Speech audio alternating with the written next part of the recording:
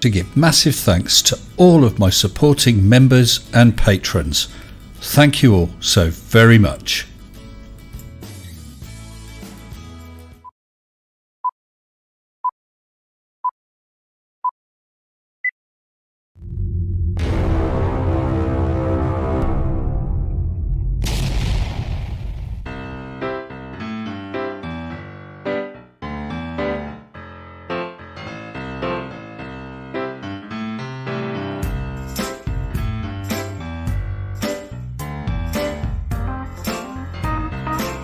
Andy Chaplin, welcome, my newest sensible member. Thank you, Andy. Really appreciate that. Hello, everyone. I hope you're all well. It's been a little while, hasn't it? I hope you've enjoyed tonight's shenanigans.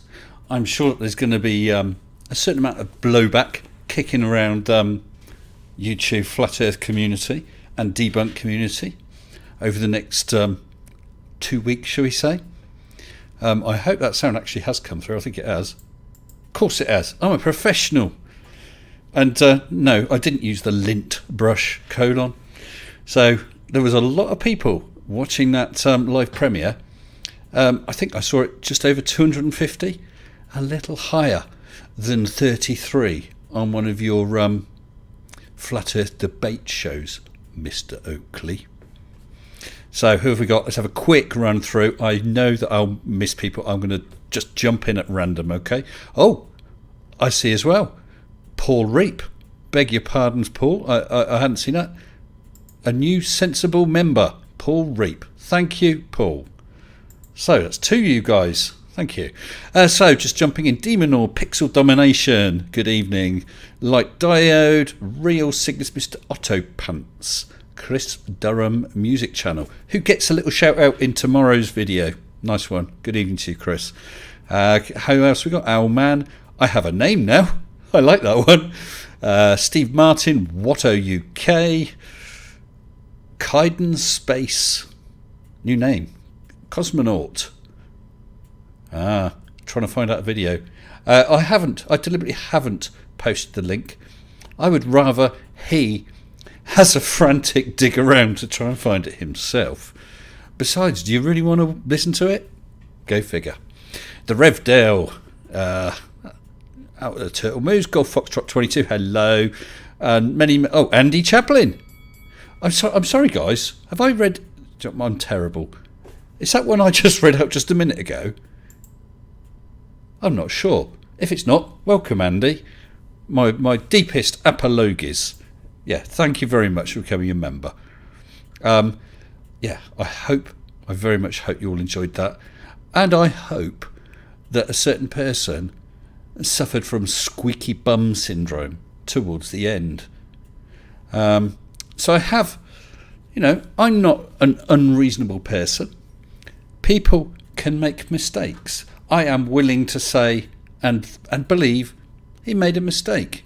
But for that, he will have to apologise and make clear that it was a mistake. He won't be doing that, and that he is sorry that he said that. That's if it was a mistake. I'm sure it was a mistake, and an apology will clear things up.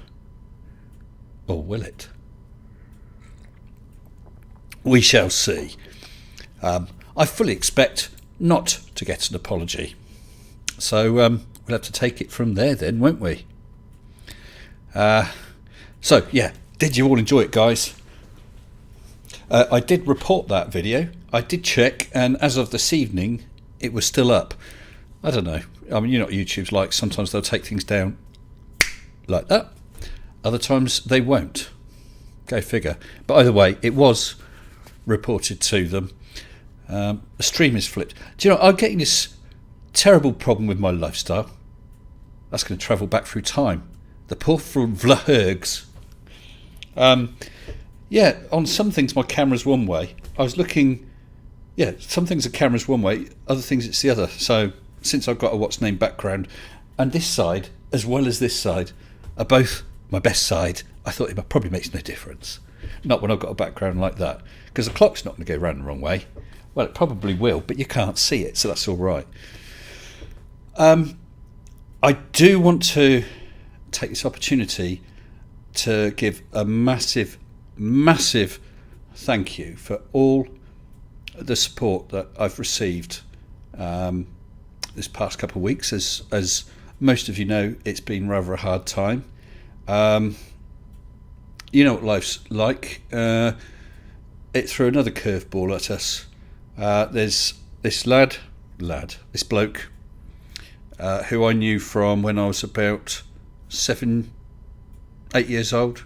He was 2 or 3 years younger than me. His mum was a family friend, and his mum, who's now quite elderly, was going to be doing the service at my mum's funeral. But when we rang her back to talk about it, she was a little bit upset and evasive. Not evasive, that's the wrong word, but she didn't know quite how to speak to us. Well, what is this? Her son had a massive heart attack the same day my mum died, and 2-3 days later they had to decide to turn off the life support machine. So he has now died. So in effect, both he and my mum died on the same day. So as you can imagine, it's been a bit of a tough time. So some of this derp has been somewhat uplifting. We've had, what's his name? Flatzoid or Failzoid fired off a couple of videos. He's done a couple more. I've got another Mage Rage video tomorrow, which is very interesting. It's not like the other Mage Rage videos. But Failzoid has done some more, so he's probably going to get himself a 3rd, 4th, or maybe a 5th place on the list. Who knows? So maybe Oakley can donate to Mage 3 as an apology. That would be good. Go fund Mr. Sensible for a Virgin Galactic space flight. I'm up for that. What's the ticket price? I'll chip in for how much?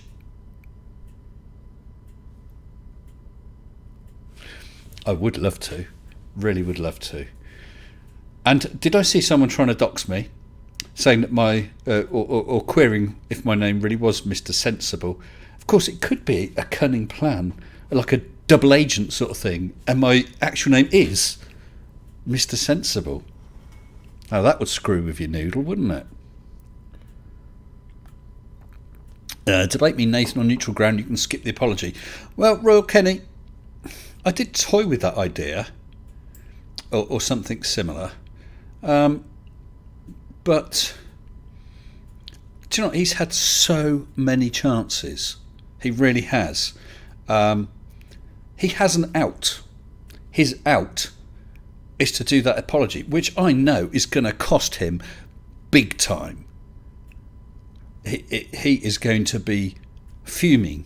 I mean, if he's watched that video now, I can imagine him marching up and down, wearing a track in his carpet, veins on his forehead, throbbing, and cussing and grinding his teeth. I can imagine that. So for him to sit there and say, look, Mr. S, yeah, I'm sorry, my bad, I shouldn't have done that. My apologies, I won't do it again. Don't worry, I'm not doxing you. That's all it takes. I think that would be too expensive for him. So, doing a debate, we know what sort of a person he is. We always have. And that's fine. I was prepared to deal with that. But he's shown that he's going beyond just being abusive. You know, if you stick your neck out and start doing YouTubes, along the lines of debates and challenging other people, you're going to get blowback. That's fine. You need a thick skin. That's fine. You're going to get sworn at. You're going to get the mickey taken out of you. All of that is fine. It's not valid. It's not a valid argument, but, it comes with the territory. But doxing, as I say up here, and cyberbullying, that's always been a massive bugbear of mine. I have said numerous times on streams that I don't dox people. Excuse me, guys. Sorry, my sleep patterns are all over the place, I'm sure you understand. Yeah, I've had people on here, and I've, for instance, asked, try to be careful. So whereabouts do you come from? I'm not after your name, address, postcode and house number, but if someone wants to give that, that's fine, because I'm fully aware this sort of thing has a massive impact on people. If someone is doxed, it can affect their job. We know of where people have had information sent to their employers to try and screw around with their employment or even lose their jobs. That happened to Thunderfoot. Professor, is he Professor or Doctor Phil Mason? And this guy, because Thunderfoot was tackling, I think he was tackling Islam at the time. I'm not 100% sure on that, but he was doing videos about this, and this guy outed him. They doxed him, gave his name, and contacted his employers. Now, in fact, I believe his employers are supportive because he's done nothing wrong. He's got freedom of speech. He's arguing a case, giving evidence. That was all fine, but that wasn't the point. The guy tried to get him to lose his job. Now, if I was, let's say, I don't know, a self-employed window cleaner, and he docks me as that, it's not going to make any difference. Matey boy down the road isn't going to care about this when I'm cleaning his windows. But other jobs, it matters. Maybe my employer doesn't know I do this. Maybe it would be an issue. In fact, my employer does know I do this. It is not an issue. But Nathan doesn't know that. So if he was to reveal my employer, if he found it out, that could cause me real issues. If I was to then lose my job, potentially, that affects, can I meet my mortgage payments? Can I meet my loan payments? Does it put my family in jeopardy? It's serious stuff. You can't screw around with people like that. And of course, that's just the financial side. What if it causes family and relationship problems? I mean, obviously, I don't do politics on this channel, but at random, let's say that I was doing stream saying how bad the left-wing policies are, okay? And he outs me, doxes me, and family and friends then find out I'm doing this, and they get upset. It can affect my friendships and relationships. Sure, it was my choice to do the channel, but he took that choice away from me by letting people know. Potentially. Now, other people, it can affect mentally. How would you feel, Nathan, if you did dox me, if you managed to get enough information and either passed it on in confidence or whatever, and perhaps someone else then spreads it because you got that information in the first place? Now, let's say that has a bad effect on me and I make an attempt on my life. This sort of thing does happen. Now, I don't suppose you'll give a monkeys, would you? We know what sort of person you are. But it's real world effects. And as I said in that video, the laws are there. Malicious Communications Act, serious crime. I haven't made this stuff up. Mr. Oakley, you can go and read it. Those lawyer websites were two I picked at random, and both of them were saying the same thing. Now, I know that in different countries around the world have different laws.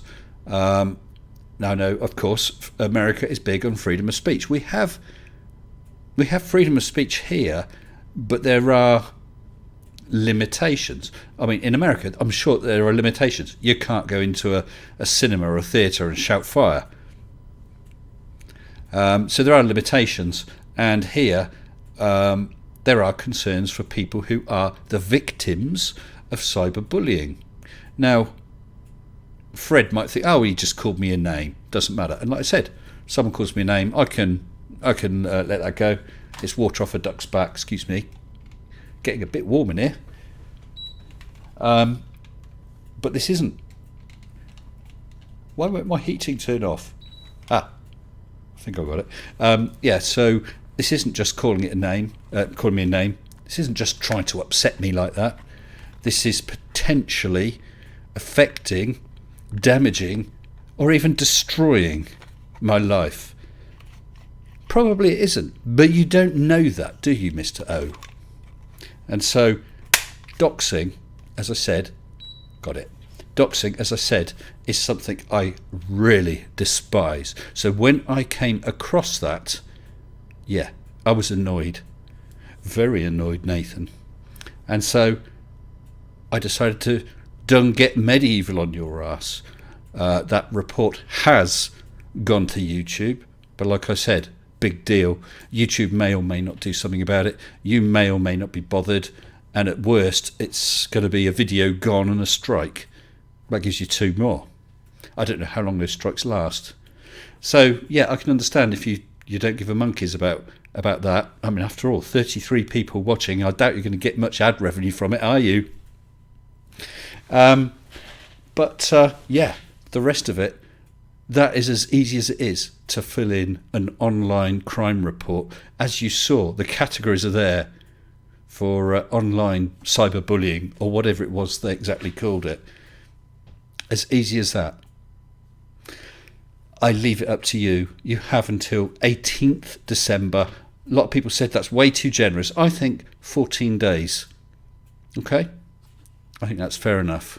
I'll give you time to get angry, go through all those phases. Was it anger, denial, and all that sort of thing? I'm sure you're going to be punching the pillow tonight and trying to calm those throbbing nerves in your veins in your forehead. Fine. Go through that. That gives you a few days to settle down, think on it, realise that the best and the easiest thing to do is just to do a 30-second video.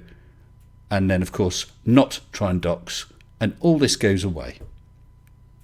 So, I haven't been... Sorry, I've been running off at the mouth. A bit of a rant there. And I've not even been looking at the side chat. I'll have a quick look through, and I see we do have some people waiting. A couple of names I recognise most of those names, I think. We'll get them in the chat in a minute. So let's just go back a bit. So I'm not sure if this was before I even started my moan. You've got Oakley by the balls, indeed. I'm wondering how he's going to react. I wonder too. He has put himself in that position, really. I appreciate it's not a nice position for him to be in.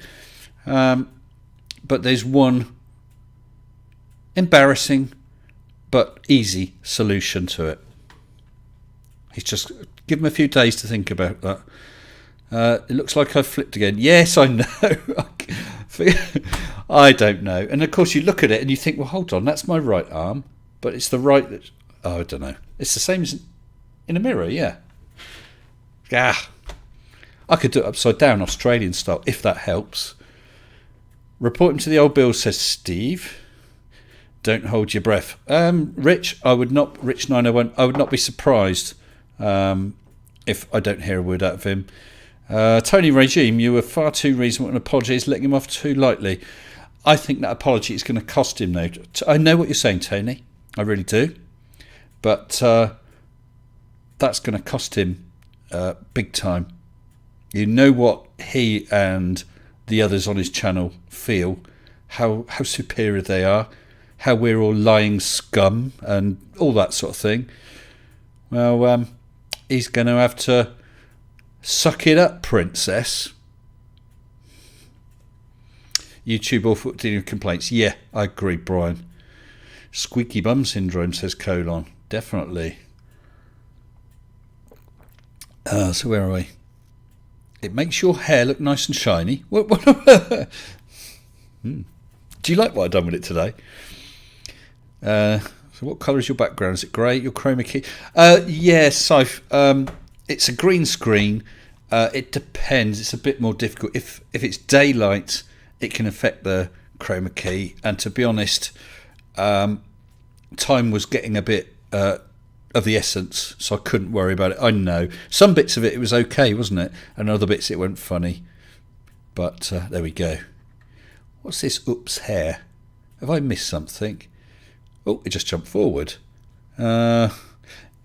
Yes, he often mentions teabagging, so let's see if he actually has the balls, says Pixel.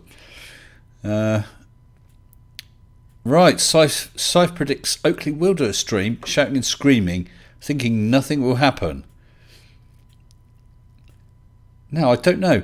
Right, first of all, let me be clear. I do not want people to go over and bombard him with this, because that would be harassment. So I am definitely not asking anyone to do that. But does anybody know, has he seen a comment about it? Do we know if he is aware of the video? That'd be nice to know.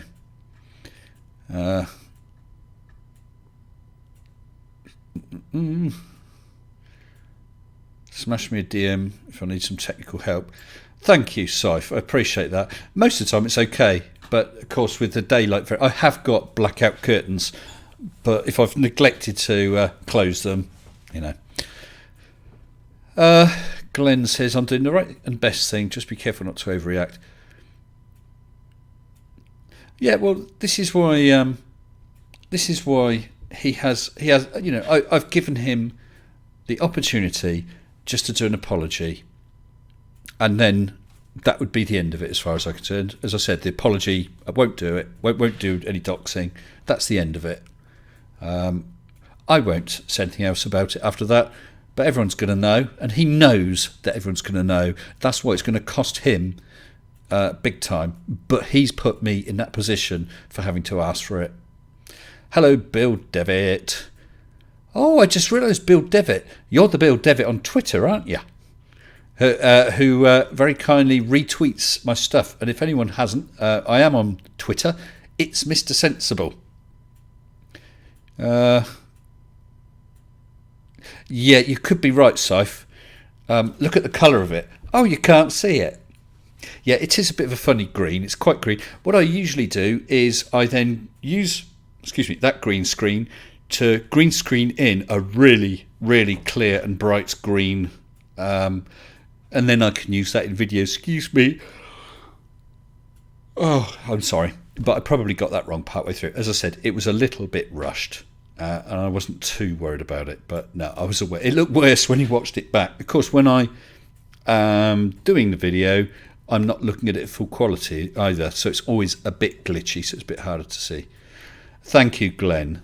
Profiling the hair. Don't style. What is all this about the hair? Is my ponytail showing or something?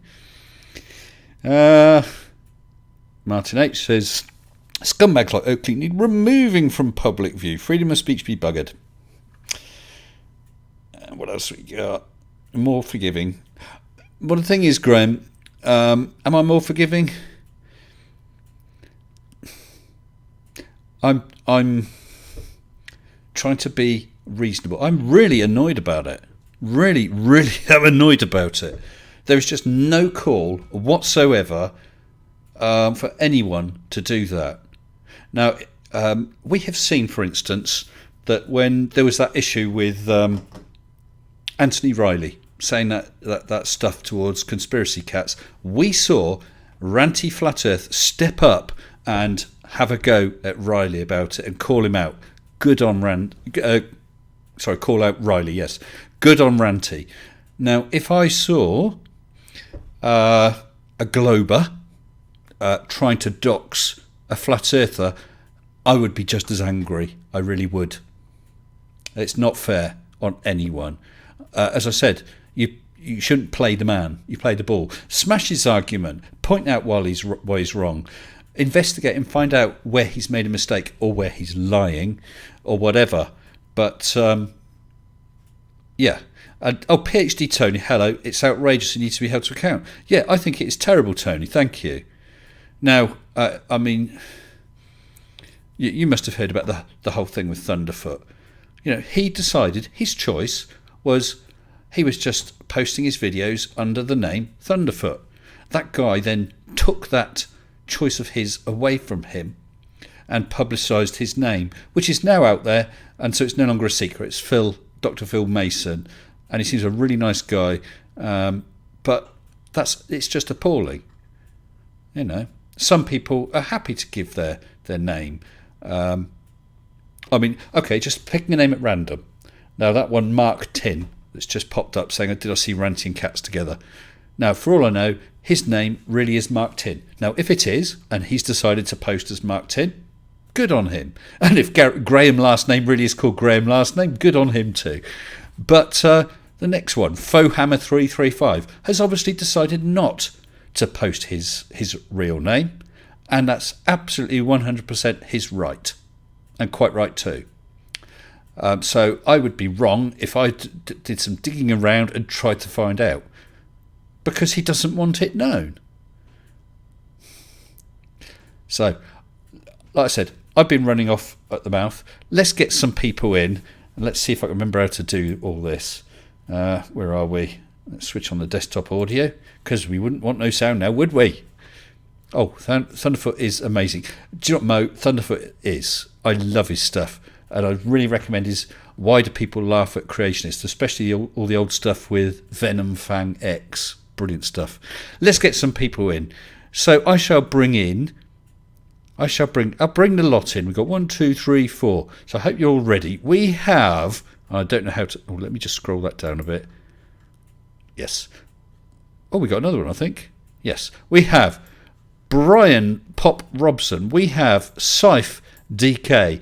We've got Flint. We have the Monster of Glass. And we have N1WKO. Hello, good evening to all of you.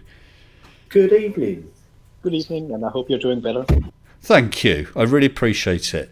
Oh, and someone decided to run away again. That's fine too. Well, but you live. Maybe you didn't realise.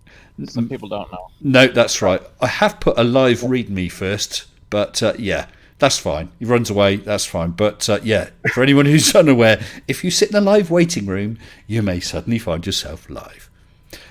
So, guys. Okay. That's the goal of me sitting in there. Yep. So, guys, what did you think about that video tonight? I didn't get to see it, but I was explained the gist of it by Colin. So yeah.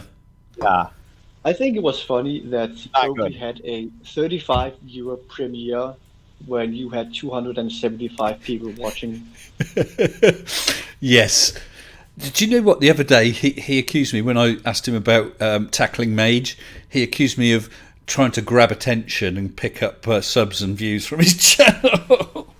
I don't think we need any of his subs on Mr. Sensible's channel. No, that's true. Colon, you said all sorted. Is that person ready to come back in? Was it a mic or hearing problem or something? Let me know.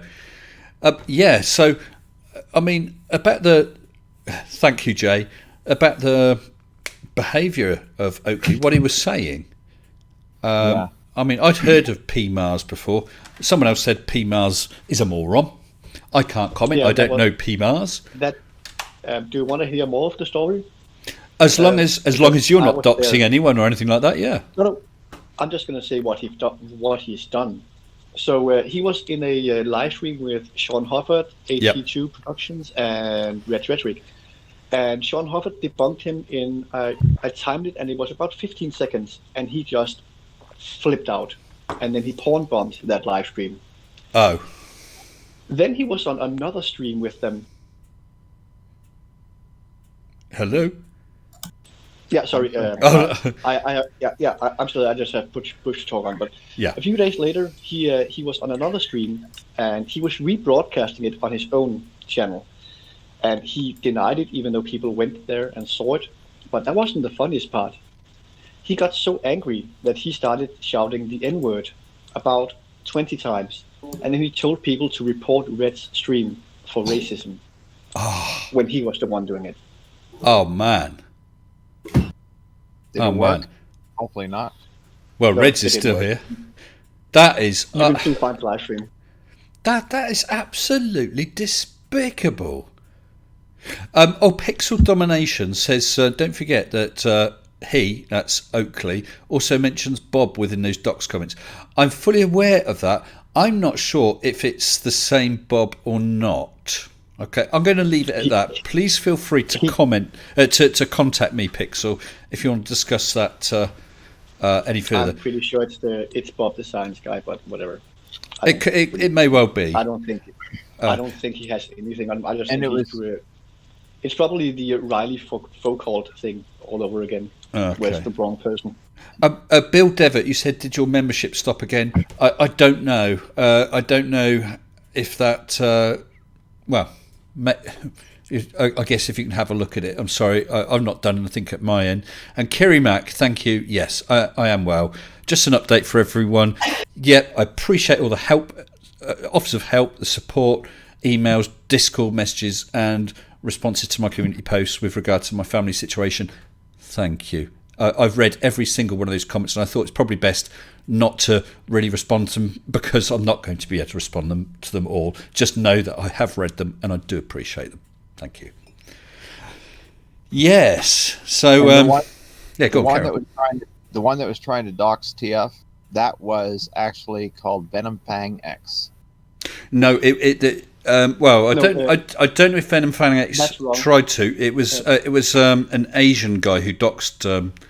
The vacuum cleaner guy. Yeah, Venom Fang X, he tried to do false DMCAs. That's right. Thunderfoot actually threatened him with legal action. But what did Thunderfoot do? But there was another person that Thunderfoot with Venom Fang X. Venom Fang X. Yeah, but he gave Venom Fang X the same opportunity that I have offered, the opportunity to do an apology video, which Venom Fang X took him up on, and he did do an apology video. But with Thunderfoot and another person called I think she was called the Laughing Witch. She actually he also called her out for something because she sent a letter to his employers at the time saying he was a Nazi and stuff like that. And it backfired on her, and she lost her own business because of it. And apparently she didn't think it could backfire on her. Well, that's actually interesting. I'd heard something about that, but I wasn't so aware of that. But that is actually the same point I made during my video. It's all very well, and it does have effect on people in their real lives, but it can backfire. It can have effect on the doxer or the bully or whatever, which is the point I was making, because it very much can. That is, oh yeah, definitely, when it happens.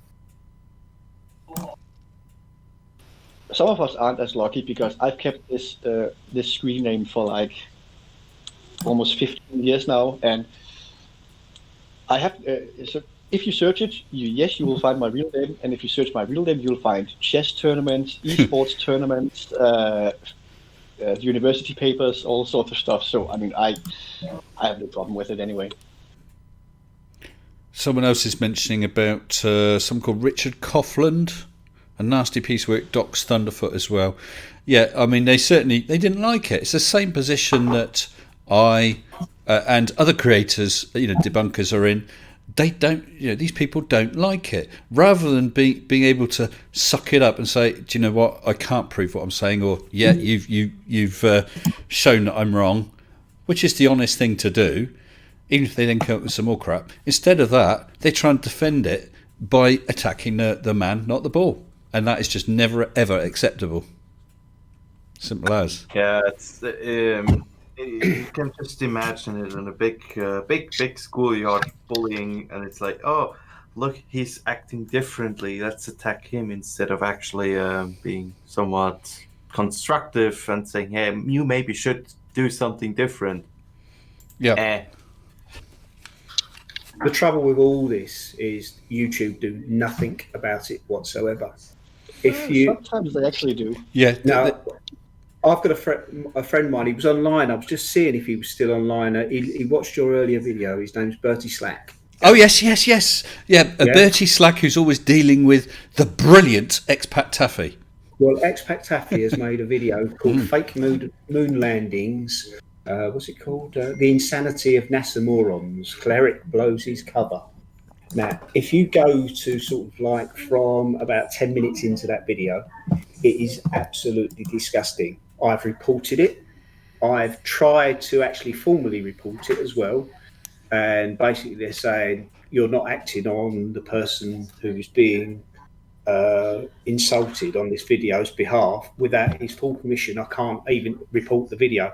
Now, the trouble is, Bertie can't report it because as soon as you report a video, the first thing they do is give the person you're reporting the video about your information. That's how Taffy drops docs on me, because he knows my personal information. And that's the first thing YouTube do is saying, Mr.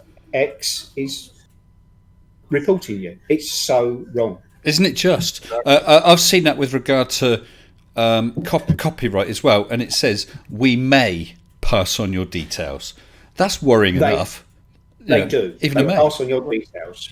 I mean, one thing about copyright, you don't actually need to respond to it. You can actually get an attorney to respond for you if you don't want to give away your details.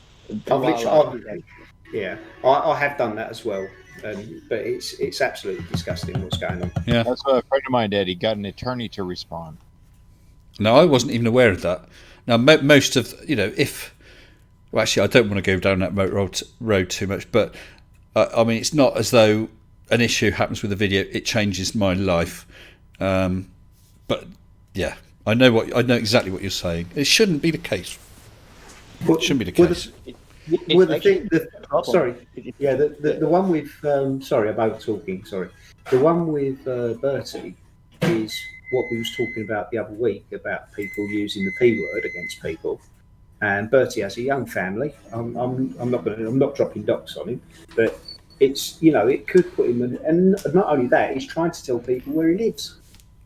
That's disgusting. And YouTube, that video has been up since I think the 18th of November, and YouTube have done nothing about it. Because Bertie can't respond to it, because if they do, then Taffy will know their details. Yeah, it is absolutely wrong. Yeah. Yeah, the problem is I've seen some YouTubers, they actually use copyright strikes to get people's information and then threaten to trust them. But that's this false DMCA thing, which is a crime, isn't it? Yes. Yeah, but that is a severe crime. Yeah, it's happened to me. Yes. Now, I know of a couple of YouTubers who have done many false DMCAs, and every single one is filed on a penalty of perjury, and nothing happened to them. The biggest one is probably Onision, if any of you have. Oh yes, Onion Boy. Yeah. Yes. I see we've got Team Skeptic in the house. Go Team Skeptic. And where it says Team Skeptic. He's there. In the chat. In the chat, yes. Hello, team. Oh God, he's wearing his mankini. Hey, Get dressed properly, man. With us. And we've got a couple more in the live waiting room. We have Chris Amell. Hello, good evening. Hey. Hello. Do you happen to know, Chris, the other person who was in there with you in the live waiting room, apart from Colon? Sorry, you've got your speakers on. Oh crap! I mean. Oh yes. Yeah. Sorry. I will correct that real quick. There we go. Okay. Yeah, the other person who was in there, are they wanting to come in now? Do you know? NWKO. I don't know. He was busy chatting with Colin, so. Oh, okay. I'm still getting feedback. I pray for you to please come in with us. Oh, I've just had a lovely message from Team Skeptic post there in the chat. Haha, how you doing, man? Just popping by to listen to one of the great content creators in this community. Much respect. Thanks, team. And I hope that you've watched that. Hold on, Chris. I'm getting everything feeding back through your mic, mate. Sorry. Yeah, team. I hope that you've. Right. I'm going to have to mute you in a minute, Chris. I don't want to have to do it. I really don't. Okay. Thank you. Team, I hope you had a look at that. Mr. Oakley has been fishing for my docs. He has said that he's keen to get PMARS, or interested in getting PMARS to try and find out about me. I'm not happy about that. I'm not happy. I'm not happy at all. And I've shown him. So I have shown him as well how easy it is to make a crime report. How very, very easy under, on a standard UK police website. But of course, if he makes that short apology video within 14 days, I think we can draw a line under it. Let's wait and see. I Let me say, I have a I think it's suspicion good you that won't. the young cats. I think it's good that young cats are actually doing something about this, so they don't bully people anymore or try to bully people. Exactly. I mean, if he wants to carry on making his content and earning his fortune from his 33 viewers, that's fine. But he can do it without doxing and cyberbullying. Absolutely, team. Absolutely, man. Yeah. Yeah. Do you believe? Yeah. Do you believe, team, that he'll apologize, or do you think he'll try to stick it out? What do you reckon, team? Is it going to be too much for him to suck it up Why we and to suck it up and say, sorry, Mr. S, I shouldn't have done it? Yeah, While we wait for Team's reply, do you know you have 4 times the amount of viewers now, and you have half the amount of subscribers? I know. Yeah, that's what I said at the beginning of that video. Before we started, I had more people waiting than he had during his stream that he was moaning about. Oh yeah, oh yeah. Have any flat earthers got any sort of common sense whatsoever? I don't think they have really. That's the problem. Honestly, I think Ranty sometimes has some common sense. Ranty, Really? yeah. I mean, I think Ranty can make mistakes, but guys, I don't know if you realise, if you weren't here, I did a live stream a little while back, and he super chatted some money for my mum, which I thought was very, very nice. And in my second that's community nice of him. post, where I mentioned that my mum had just died, he posted condolences as well. So I'll say again, Ranty, along with everyone else, thank you very much. That did mean a lot to me. But he's the only one, he's the only one. It would have been nice. I'm not fishing for people to do that. But can you imagine if Nathan Oakley, just for the sake of argument, or Anthony Riley just said, look, Mr. S, we totally disagree with you about everything, everything you say. However, I'm sorry for... No. It's beneath them. I could just imagine them thinking, good, serves him right, or something like that. And Hasselbath is just super chatted €5. Thank you. Saying, please stay safe. Lots of crazy people out there. Actually, thank you, Hasselbath. And actually, you're very much correct. It's all very well if Oakley or someone doxes me. That might be the end of it as far as he's concerned. Maybe I'll get a few nasty messages and that's it. But the problem is there is always that person out there, whether you call them a nutter or someone with mental health issues or whatever it is, but you get someone out there who is not very balanced and decides to take things further into their own hands. It's a bit like that Pizzagate thing. I'm not getting into all the QAnon, but like with that Pizzagate thing where someone went to that pizza parlour armed. These things do have real life consequences. QAnon itself might have started off as a joke, but there were some real consequences there. It's the same with swatting. Yes. Now, many people may not be aware of that. Swatting is something that happens in America where someone will ring the authorities saying that X, Y, or Z, perhaps someone's been kidnapped or something like that is happening at a particular property, so that the SWAT team are sent in. Now, that's not just embarrassing, it's not just expensive, it doesn't just put people's lives at risk because that team's not available elsewhere. It puts people's lives at risk just for the fact that there's armed officers there.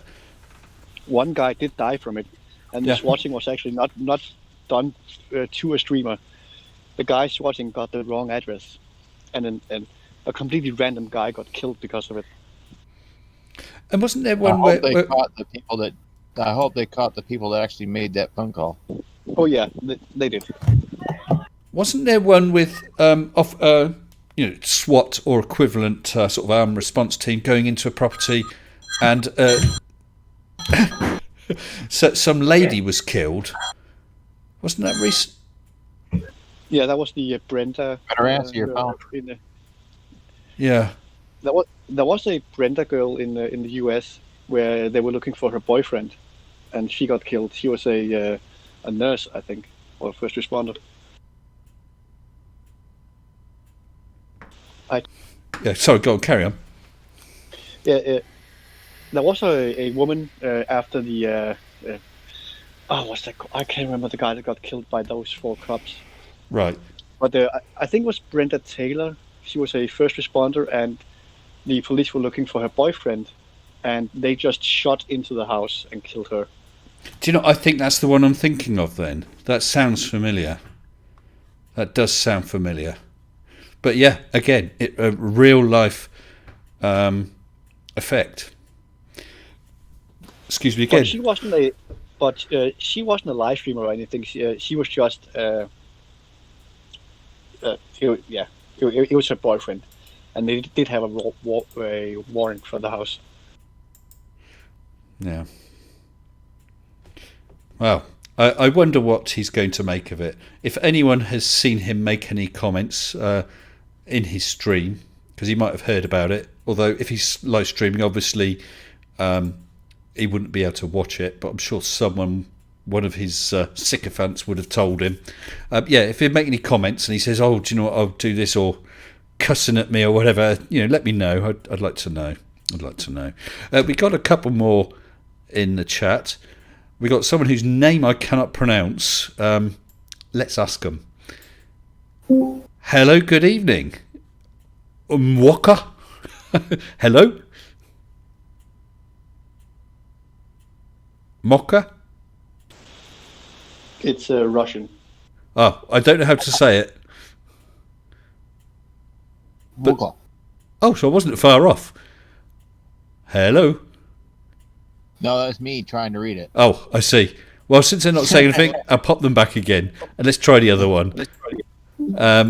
So let's try N1. N1, if you don't want to come on live, you're going to have to run away and sit in the arena or something, or let me know. Hello? Run away again. Okay, we'll leave that.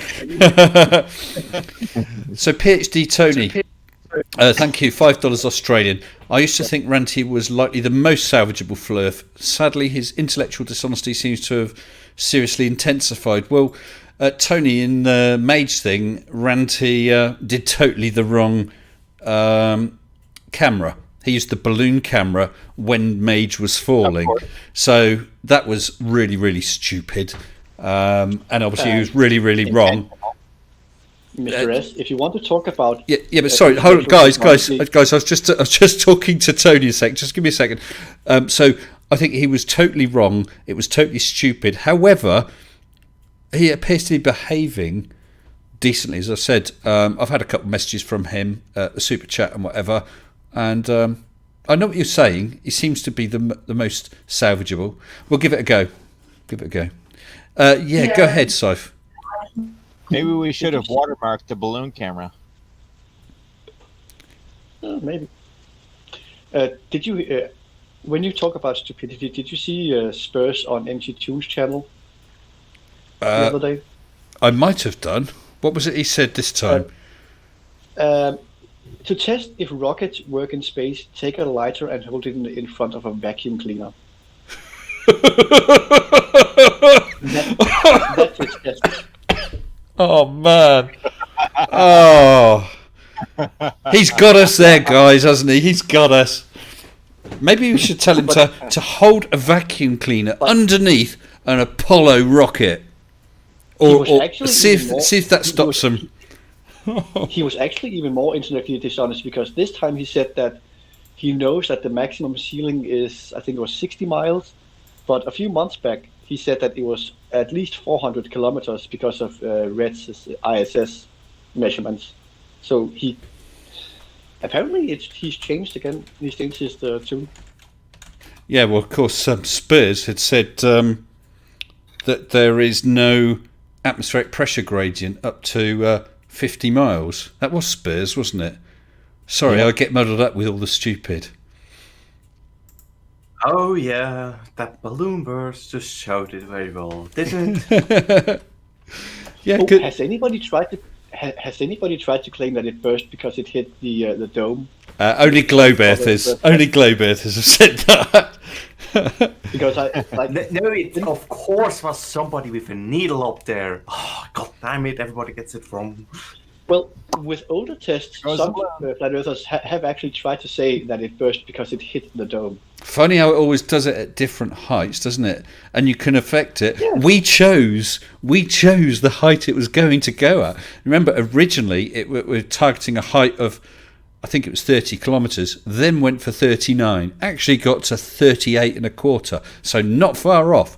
That was by choosing a different balloon and adjusting the amount of gas. Oh, Team Skeptic says in February he's receiving a fairly large vacuum chamber. We'll be doing a Newton's third law of motion experiment, rockets in a vacuum. Should be great. Absolutely. Do you know what, team? I looked into some stuff about vacuum chambers because that does open up all sorts of possibilities. Good on you. Nice. We'll have to think of some other experiments perhaps we can get you to do on our behalf. What size does a flat earther's head swell to in a vacuum chamber before it pops? Infinity. I'll pay for the cleaning afterwards. Infinity. It just will fill the container right away. Yes, they end up with a cube-shaped head. Now, it does sound good, team. That really does. And what was team, this? Don't be testing that. Don't be getting in that chamber either. By the way, Glass Monster, how are you doing? Oh, just working along, trying to get everything accomplished around here. Well, how are your lungs? Didn't you say you had COVID the other day? It wasn't as bad as I thought as it could have been, so I seem to be fine now. Were you tested? That's good. Oh, I was going to say were you tested, but that's none of my It was business. positive. Positive? Well, you didn't tell us. I'm not It was wearing a mask or anything. You've put us all at risk here, Glass. Well, you can't see Oh me. my God! It can't pass through my camera. Got to turn it on first. Yeah, but I've got headphones on. It could get in my ears. I bet, look, lots of little COVIDs falling out. Oh, well, I hope you're doing all right. Yeah, no, I'm fine. Yeah, Hopefully, so I I won't think see it. who was it that was debating? Oh, yeah, it was when Planner Walk was debating a mask denier, and Glass Monster got a little bit annoyed in the chat because, well, he wasn't doing well. I got annoyed with Planar Walk. Yeah, I let him have it. I let him have it a few nights later in private chat. You've been having arguments with people, have you? I was on Planner. No. I let Planar Walk have it for not realizing how to argue with that particular knob. Well, I've been reliably. It was all light fun though. I've been reliably informed that the people that we've got sat in the waiting room are now ready to come in. So let's give them another try. So we have N1 WKO. Hello to you, N1.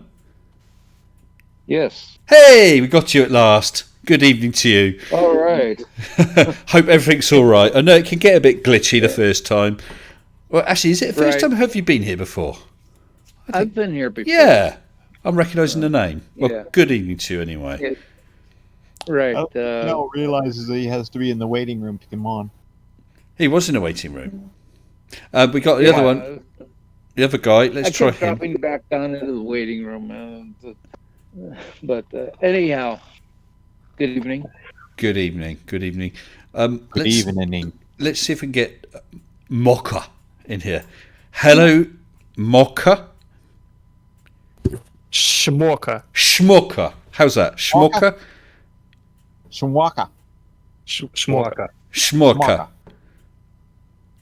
Schmoka. Hello, guys. Is that close enough? Yeah, it's close. Okay. See, I didn't even realise that first letter was. Is that the real Russian letter? I wouldn't. Yeah. It is. It is. I didn't know if it was that or if someone had used some clever fonts just to make a fancy looking name. So, good evening to you and welcome. Thank you. So, did you two guys, N1 and Schmorka? Are you able to tell us? Is that just a name or does it mean something? It's just a name. Okay. Did you see the video earlier on about Nathan and the doxing? Yeah. Yeah. I just had a question. Are you expecting a response from YouTube, or you haven't submitted it yet, or what? I submitted it. That recording was me submitting it. You don't tend to get responses from YouTube. When you make a report, I've made a couple of reports on odd things. You don't ever get a response other than thanks for the report. They'll either do something or they won't. But I think that's it, really. the community, or however you pronounce that, the people that watch videos, community, they love to hear about these so they can report it themselves too. Oh, pardon me, not giving guys. feedback now. I'm not sending feedback now. Sorry about that earlier. That's all right, Chris. That's all right. Don't worry. Oh, I see. We've also got a good friend. We're getting everyone. It's been a while since I've done a stream, and getting a few people in here. And we have Mitch. Good evening, Mitch. Good evening, Mr. Hi, Mitch. Sensible. How are you? I'm fine, thank you. And how is Julie? Hang on a second. Let me get on. I'm just going to shut my headphones off. Okay. Mitch, part of the preamp landed today. Here she is. Hello, Julie. Mitch, part of the preamp is in my possession. Yeah. Oh, all right. Glass, you need to be careful. You just talk straight over the top of Julie there. Sorry, I couldn't hear. I was just hello. How are you? Not too bad at all. Not too bad. I miss you guys. I didn't get a chance to see. Is someone trying to dox you? Am I going to have to come over to UK and kick somebody's ass? Don't worry. That's a kind offer, Mitch, but I've already done it. Did you see it? No, I've not. I've been, You did it?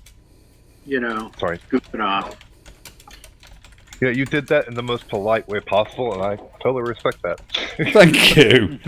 Thank you. I mean, the most important thing, all joking aside, the most important thing is he stops.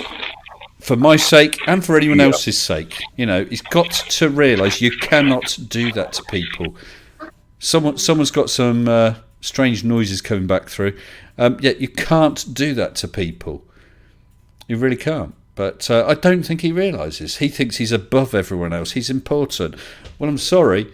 Well, I'm not important. Team Skeptic's not important. None of these guys are important. And you're not important, Nathan Oakley. What's important is to behave decently. Yeah. Well, it's certainly lost on him. What's important is to remain sensible. Absolutely. Well, that's true.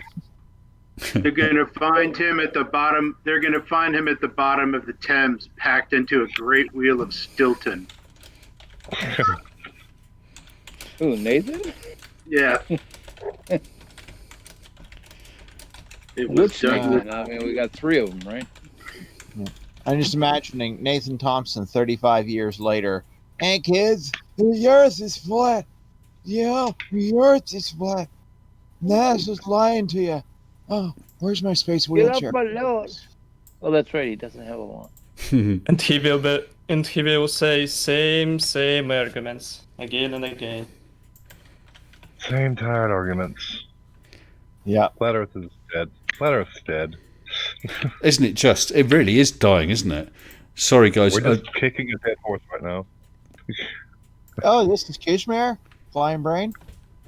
Yep. Hi, how you doing? Hey, Les. Long time no see. Yeah, man, we had to start a new channel, by the way. Oh. Yeah. I'll send me an invite link. Yeah, sure. Colon, you've got a couple messages, my friend. I'll try not to get team's not important. Of course, Stellarium. Of course, team's important. I'm just making a point. What I'm saying is, Nathan Oakley is not above us all. He really isn't.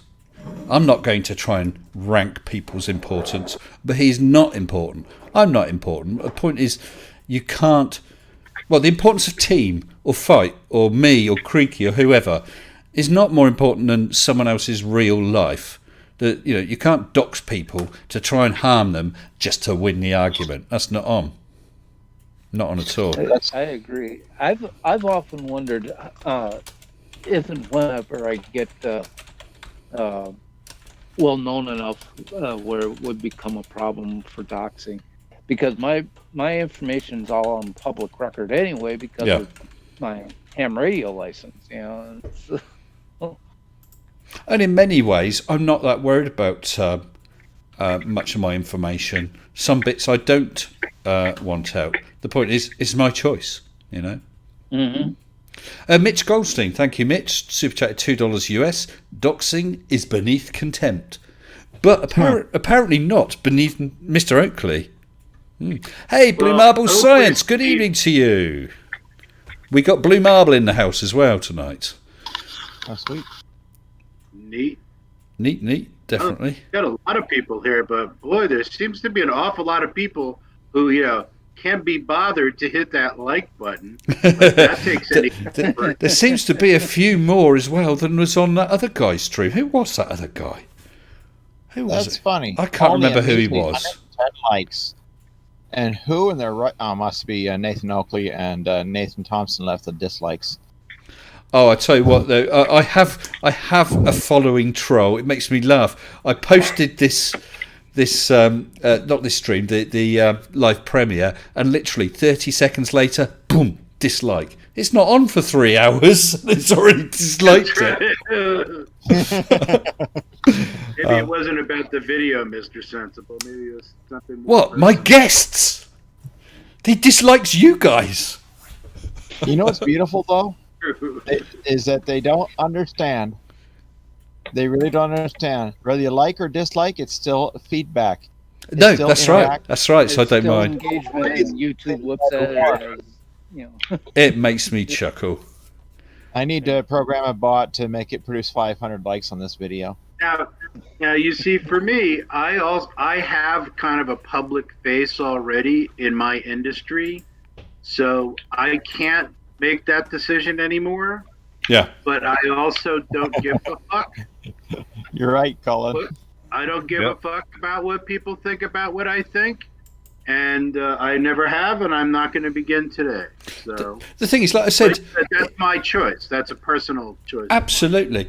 And in many ways, many of my personal details, I would be happy to release. However, Mrs. S would rather I didn't. And so I've decided, yeah, fair enough, I respect that. So She is, after all, the majority shareholder. well, yeah. Besides which, she's bigger, stronger, and her knuckles are hairy. So, what can I say? oh boy, I heard that one. Yeah, I think she's watching a box set on a TV, so I'm all right. As long as she doesn't watch this on the repeat. Oh, she's a good one. Definitely. So I was hoping to get to talk to you, Mr. S. Well, you're doing that. I actually shared your stuff with some of my colleagues, and I actually got some interesting feedback. What And stuff? I don't know What stuff are you talking about? Some of my videos. Yeah, your videos, Yeah. Especially the Mage video, and kind of like there's like kind of like scattershot bounce back videos about Mage, like either directly or tangentially that we've been collecting. And I think it's kind of interesting that they really made this really kind of brutal point that people like Nathan Oakley wouldn't exist if not for people like Mr. Sensible. Because right now, the flat Earth debunking community is kind of like is almost like the prime viewership of these weirdos. People like mocking and gawking at them, and if not really for us, they would be significantly less relevant. So it kind of calls into question, is the act of exposing flat earthers really achieving the opposite of its intended purpose, which is to make them foolish and hush them up? Or is it kind of, almost like a cottage industry, like having my friend said something, don't get me wrong, but it's like, it's having an industry that depends on there being schizophrenics, Yeah, no, I know what you're saying. And I think there is a certain amount of truth in that. But what I would say is, you look at someone like Eric DeBay or whatever. He cornered the market, and he started to make, and he's moved forward. But now he's had so many people dealing with him, and look how many flat earthers have gone away again. Any one of those might have been the next Eric DeBay. And look at people like Nathan Oakley. He's got 19,000 subscribers, but they're not very active. And let's face it, if there's a channel you were subscribed to and eventually you lost interest, you just stopped going to it. Do you remember to unsubscribe from every channel? I bet half his subscribers aren't interested in him anyway. And I bet he thinks he's the biggest game in town, and he probably is, with little doubt. So, you know, who of the Flat Earth has 50,000 subscribers? Like, not too many. Well, I just had a look, and that Mr. Oakley is premiering right now, and he has 70 people watching. But that's 70 people when he's got 19,000 subscribers. I've got 126 with 8.1 thousand subscribers. Yeah, we're all really. What, 256 or something like that on your. On the premiere, yes. Which was a little more than his 33 that he was moaning about. I've got all 16 of my sock puppets watching for you. Well, the thing is, it doesn't matter about the size of the channel itself. I wouldn't criticise someone for having a smaller channel, because my channel was smaller. There are obviously one or two channels that are larger than mine, so I'm not criticising on that. But it was like when Riley said to me a while back, he wouldn't debate me because he didn't want to give me the publicity, didn't want to get me the views. Well, I've overtaken him, because what's he, 5 and a bit, and I'm now on 8 and a bit. So no, I remember when you were 400 and a bit. Yes. We come a long way since then, haven't we, Mitch? We have. Oh. Those were the I was days. a patron of you back then too. I'm sorry, say again. I was a patron of you when you had like, I think, under 500 subscribers. I won't ask you, but I guess it wasn't under this name, was it? No, it's under my real name. Yeah, now, which we don't have to mention. Yeah, but I mean, the only reason why I use my ham call sign is just to promote ham radio, really. November 1 Whiskey Kilo Oscar. Yes. Right, that would have been easier. I was thinking, what's Neilco? No. That makes a little more sense. People say need one wacko, so Yeah. Well, when you have a 5-letter personal master handle like that, it means you snore in Morse code. Yes. I've always said that I'm a no tech extra. So I mean, I've gotten the highest class I can, but I didn't have to take the Morse code test. You didn't have to solder anything either. No, but I did have to understand the principles of radio, the theory of radio. Put it that way. The theory of radio. It's all these photons flying around, and you sort of wiggle them in a certain way, and that's radio. And then I gather them all, and I get enough of it and make 5 gene worth. Yeah. Tony Regime, CQDX. Ham radio guys in the chat. I'm running a TR4C by Drake. The old TR4. What the hell's he talking about? I used to like CB radio. Did you say 4? TR4C. Yep. Oh wow! I got a 4C sitting on the shelf over at the museum. Haven't put it on the air yet, but I was on the air this morning. I'm running a Missouri Phlegednus 363C.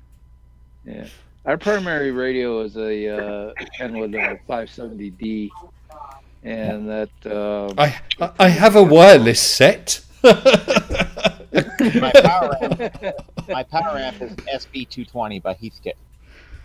Oh yeah, we get. The radio nerds are in tonight. I just want all you ham operators to know that you're using the same exact photons that are in 5G. Photons. They will fuck you up. They will fuck you Evil. By the You know what? way, Hey, listen. You know when you make that when you make ramen? Photons, buddy. Are you ramen? Do you want to be cooked? Noodle? oh, You and And your to the man- photons. and to the character that's saying about the 5G, yeah, I've got 3 kilowatts worth of RF coming off my whip. I want Thank to you very cook the much. ramen. I put it in front of the antenna while I'm transmitting. You know, so. Yeah, I'll come back yeah, next you week. warm up your lunch while you're I'll let them talking carry on on. the radio. Okay, are you guys finished now? Sorry. I just thought I'd let you get that off your chest. Sensible channel here. I also want to point out that Mr. Sensible's background is an actual picture of photons, in case anybody is wondering what they look like. We finally captured them. Those are photons coming from the sun. Actually, I think some of them dribbled out on the floor. They're running out the door. I'll catch those later. Please put them into the recycling bin. That's really important. We need to. Yeah, but I heard Julie there. I'm laughing. Either that or you dropped your cell phone into a pint of bitter. Don't ask where Mrs. S has dropped not 1 but 2 cell phones. Oh, No. I bet I can guess. Yeah, The loo. yeah. Nick, about dropping phones into the toilet. What is it with women and dropping phones in toilets? Oh, not women. Yeah, well. I did not drop my phone in the toilet. It wasn't a Do they float? Mr. Sensible, you should wear a hard hat now. I guess that would be sensible. Do they float? You know something? Ordinarily, I would expect people to have some empathy. I'm trying to text while I'm using a urinal. These are things that women absolutely cannot comprehend. Text while you're using What are the you toilet. talking about? I don't need to Mitch has text. got himself in trouble. Of course I Texting on can. stream? You realize that text means when you're you're texting on peeing, stream? you know, come on. Texting at the urinal means you're texting on stream. Right, exactly. I can't believe how far delayed the YouTube stream is tonight. Oh, yeah. Next, you know what? They're going to come up with a regulation: don't text and pee at the same time. Hello, Or texting and touchpad. driving. Does face palm protection work against wives? No. You need Kevlar armour against Mrs. S, I tell you. And that only buys you time. It only buys you some time. I think with Mrs. S, it's probably more a her palm your face. Yeah, it's not so much for a face palm, it's napalm. Oh, Nathan man. palm. Oh, dear. So, Mr. S, I've hello. always wanted to ask you on your closing. Is that a, shall we say, a tribute to Mutant Enemy? Mutant enemy. Yeah, Joss Whedon's. Joss Whedon, Buffy. Buffy the Yeah. Vampire Slayer. Grrr, arg. Yeah. Yes, Arg. yes. I used to love that. Grr. Arg. Yes. Only one other person has ever mentioned that, but that's exactly what it's from. We I talked, thought so. about it. We talked about it in one of the first live shows. Yeah, Long time. it wasn't Gosh, on time. the world is such a different place. I know. Crap. Yeah. Good Amazing what 2 God. years does for you, yeah. Oh, 11th Chimp says Mage is fantastic to pull out. When the flirts go, it looks flat. Do you know, 11th, someone said that just the other day, and they said that a number of times they've been a debate on Facebook or whatever, and they said, well, have a look at this Mage video, and it's shut them up. So, yeah, I'm happy for it to be, yeah, definitely. I'm happy for that to be used for that. I'm waiting for the long version to come out with commentary for the entire 3 hours. 3 hours. Sensible say, oh, well, now that's 6,000 meters. Well, that's 6,100 meters. And Just have you count all the way. Julie, from what Mitch was saying, we should get you to do the commentary, because I believe that from what he was saying, you could do the entire sort of turn 3/4 without taking a breath. That's right. I could do it. I regularly speak to my friend Anna, who lives 10 minutes away. I could talk to her on the phone for 2 hours, no trouble whatsoever. And, I've known her for 45 years, and we can just chat about anything. I tell you, that's why I keep trying to tell Julie she should figure out some way of getting, some sort of job that gets paid to talk for a living. How awesome would that be? Or you. How many hours today, honey? 6 hours on the phone. Awesome. Or what you do is you come up with a contraption to, in effect, wire her jaws up to the national grid. So if she's talking, it generates electric. And Robert Williams has just super chatted $2 US. Robert Williams just super chatted $2 US. Thank you, Robert, saying derp a derp derp. There, I just refuted Mage 2. Well, Robert, that's quite a valiant attempt compared to most of them. At least he got some good poetic alliteration in there. Yeah, and he did make one or two points which are going to cause me to struggle to tackle. Definitely. Thank you, Robert. He spelled refuted correctly. That's always a good sign. Okay, if he spelled refuted correctly, then all I have to say is he's got to be a poet then. Right? Yeah. You're not a flat earther. Yeah. You've been caught out there. Too clever. REFUTTED. Ooh. But it might be interesting for you guys to watch tomorrow's video. It is another Mage Rage one, but it doesn't turn out quite as you'd think. No more clues, but it's worth a watch. I enjoyed it. Well, the ones that I've seen so far, I find it interesting that they look at it and they still. It just reminds me of Eric the Viking. Was a Eric Idle movie a while back ago, where they had a bunch of Norse people.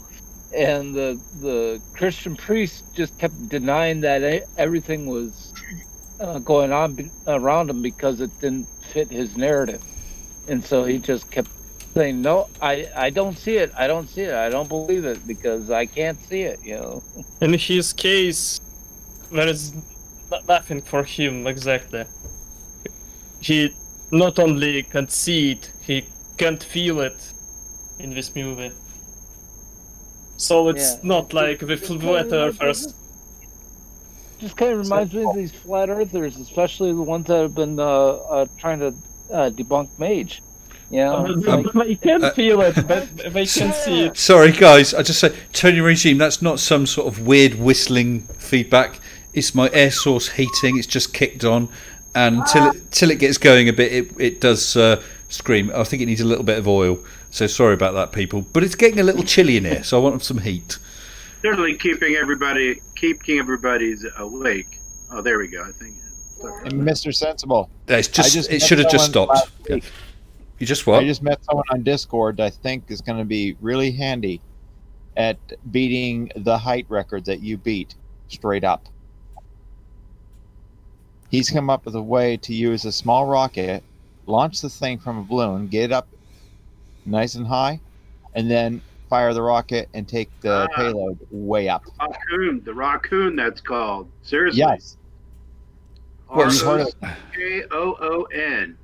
Yep. It's a rocket. You use a rocket. Yeah, you use two forms instead of just having relative buoyancy. Instead of just having the buoyancy carry your you also use some of the problem is you got to be very careful with the equipment on there.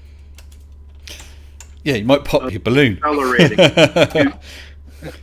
Yeah. Well, the thing I'm thinking. Go ahead. Sorry, go on. Well, the thing I'm thinking of is that they've tried to do the excuse me, the space planes and trying to launch it from an airborne platform and stuff like that, and they find that it's actually less efficient as far as fuel is concerned because you're dealing with all the gravity pulling down on it from it's like. So the history is that in order to get a rocket into orbit, okay, you need a great deal of fuel, and it has to burn for quite some time. And the problem is they just didn't have a solution that would work with solid fuel. You just can't you can't carry enough weight of fuel to get the rocket as far as it needs to get up into orbit. So that's when they invented the liquid fuel rocket. And before they invented the 2-stage rocket, we just had 1 stage. So the Raccoon was kind of an intermediate stage that would carry the rocket up by a balloon to a certain height, and then the rocket would fire and, forego the balloon. And it was a way of getting rockets further into the atmosphere, but carrying less fuel. So I'm not sure that is necessarily going to help. I think any sort of rocket power sort of thing is going to seriously require equipment that is much more durable than what would be reasonable with just a balloon. You would need one hell of a balloon. I mean, I've just been sent a photo of a Raccoon. I'd never heard of one before. But, I mean, Mage lifted about 1 kilogram, just under 1 kilogram. So, yeah, it depends what you're trying to do. You're up in the 1,000 kilogram zone. So you're talking about a pretty big balloon. Pretty big, yeah. Well, I mean, I look at the Apollo, to get us to the moon, and what was required to get that thing off the launch pad and into a parking orbit so that they could then move to a transfer orbit, then get to the moon. And that required a phenomenal amount of fuel. It required 3 stages. 3 stages. Yeah, you look at this huge rocket, and then you take a look at the little capsule at the top. That's what the payload was. Because the problem is, it's a law of diminishing returns. The more you send up, the more fuel you need. But that fuel needs to be lifted before it's burnt, so you need more fuel. And of course, you need even more fuel to lift that fuel. So, one of the recent launches, it was shown on it's one of the SpaceX launches, I think, where the things the boosters came back down. It was shown on Overlook Horizon, and the graphics, the telemetry was also showing the amount of fuel that was in the boosters and the main rocket. Absolutely stunning seeing this graphic go down, and when it landed, it had just a little dribble of fuel. You realise how much fuel has been burnt just to lift that. It's amazing, absolutely amazing. But I think that's going to be a good idea to do it that way. Sorry, what way? Using the Raccoon. That should get us up to 100 kilometers easily. Well, the trouble is you're going straight up as well. You got to put the gravity turn in there, otherwise you're not going to be able to make an orbit. And also you're going to have to you put the gravity turn in there, then you're using gravity to assist you in moving that rocket up into the atmosphere rather than fighting it all the way up. I just think about something like Felix. Orbit. We just want to take it way up, do some photographs, and then come back down. Yeah. Well, you think of something like Felix Baumgartner's capsule. That didn't have fuel and rocket motors and all that to get it the rest of the way up. The size of the balloon that would have needed. Mm-hmm. Yeah, and as Bill Devitt's just saying, you're going to have, if you're not careful, you're going to have the balloon bursting, which is how weather balloons work. So you put in more gas to lift a heavier weight, but then that will just burst the balloon sooner. That's the same problem we had. It's a question of balance. But then, so you put less in, so there's more room for expansion, but then it hasn't got as much lift. I don't know. I'd never heard of raccoons. It might be interesting to know what their maximum sort of lift is or maximum height. I know nothing about them. And looking at that photo, it looks like something from the 1940s. Was it? Yeah. Doesn't look like something that they've been using lately. Yeah. Well, I mean, even something less exotic than rockets. I mean, airplanes. As much as I know about aviation and how planes work and the wings generate lift and etc., it just amazes me that we can generate enough lift to lift a multi-ton aircraft into the air and sustain flight. I mean, it just blows my mind. Well, I'm just looking at a bit of stuff about that raccoon, and it is talking about getting things into orbit, but it's talking about micro satellites. So okay, it's going to be smaller scale. And there's a picture of a guy holding the rocket part, and it looks like it's about 10 foot long, and perhaps 5 or 6 inches diameter rocket. So we're talking small stuff. So that's not saying it's not a good idea, but it's not going to be major. It's certainly not going to be a thing for manned lifts or serious sized satellites. Yeah. I saw something recently about one of those. Is it the Mars Surveyor? I'm not sure. You know the probe that basically had a flat solar panel deck and sort of 6 wheels spread out. Was it the Surveyor? I don't know. It's one of those rover. Yeah. But the interesting thing I saw was you don't get any idea of the scale of it, and you picture it perhaps, I don't know, 3 or 4 feet. No, it's about 10 foot long, and it's about the size of a car. It's massive. Okay, yeah. It's not going to be bulky in that they kept the weight down, and it's not a solid mass, but it's big, really big. Mm-hmm. Yeah, well, the one that has the poetic thing, getting dark now, batteries low, or batteries low, getting dark now, something like that. That was actually that was one of the Mars. I want to say it's Sojourner. Sojourner, yeah. Sojourner, and that wasn't very big because that was the one that was dropped down in the big airbag. That's right. And was that the one that was designed to go up to a rock and try and drill in it? Was that Sojourner? I'm not sure. I don't remember. I just remembered it lasted like 2 years past the date that they said it was going to last. So I thought we got some pretty good data off that one. Yeah. Well, Mr. Robert Williams just super chatted $5 US, saying in 1966, Gemini 10 they docked with Agena, used Agena's engine to boost orbit up to 700 kilometers. Gemini 11 did the same operation to boost its orbit up to 1100 kilometers. And I don't know if you're aware, Robert. Yeah, but I don't know if you're aware, Robert, but Mr. James M. Skipper has been on my live stream twice, and he was senior NASA testing engineer.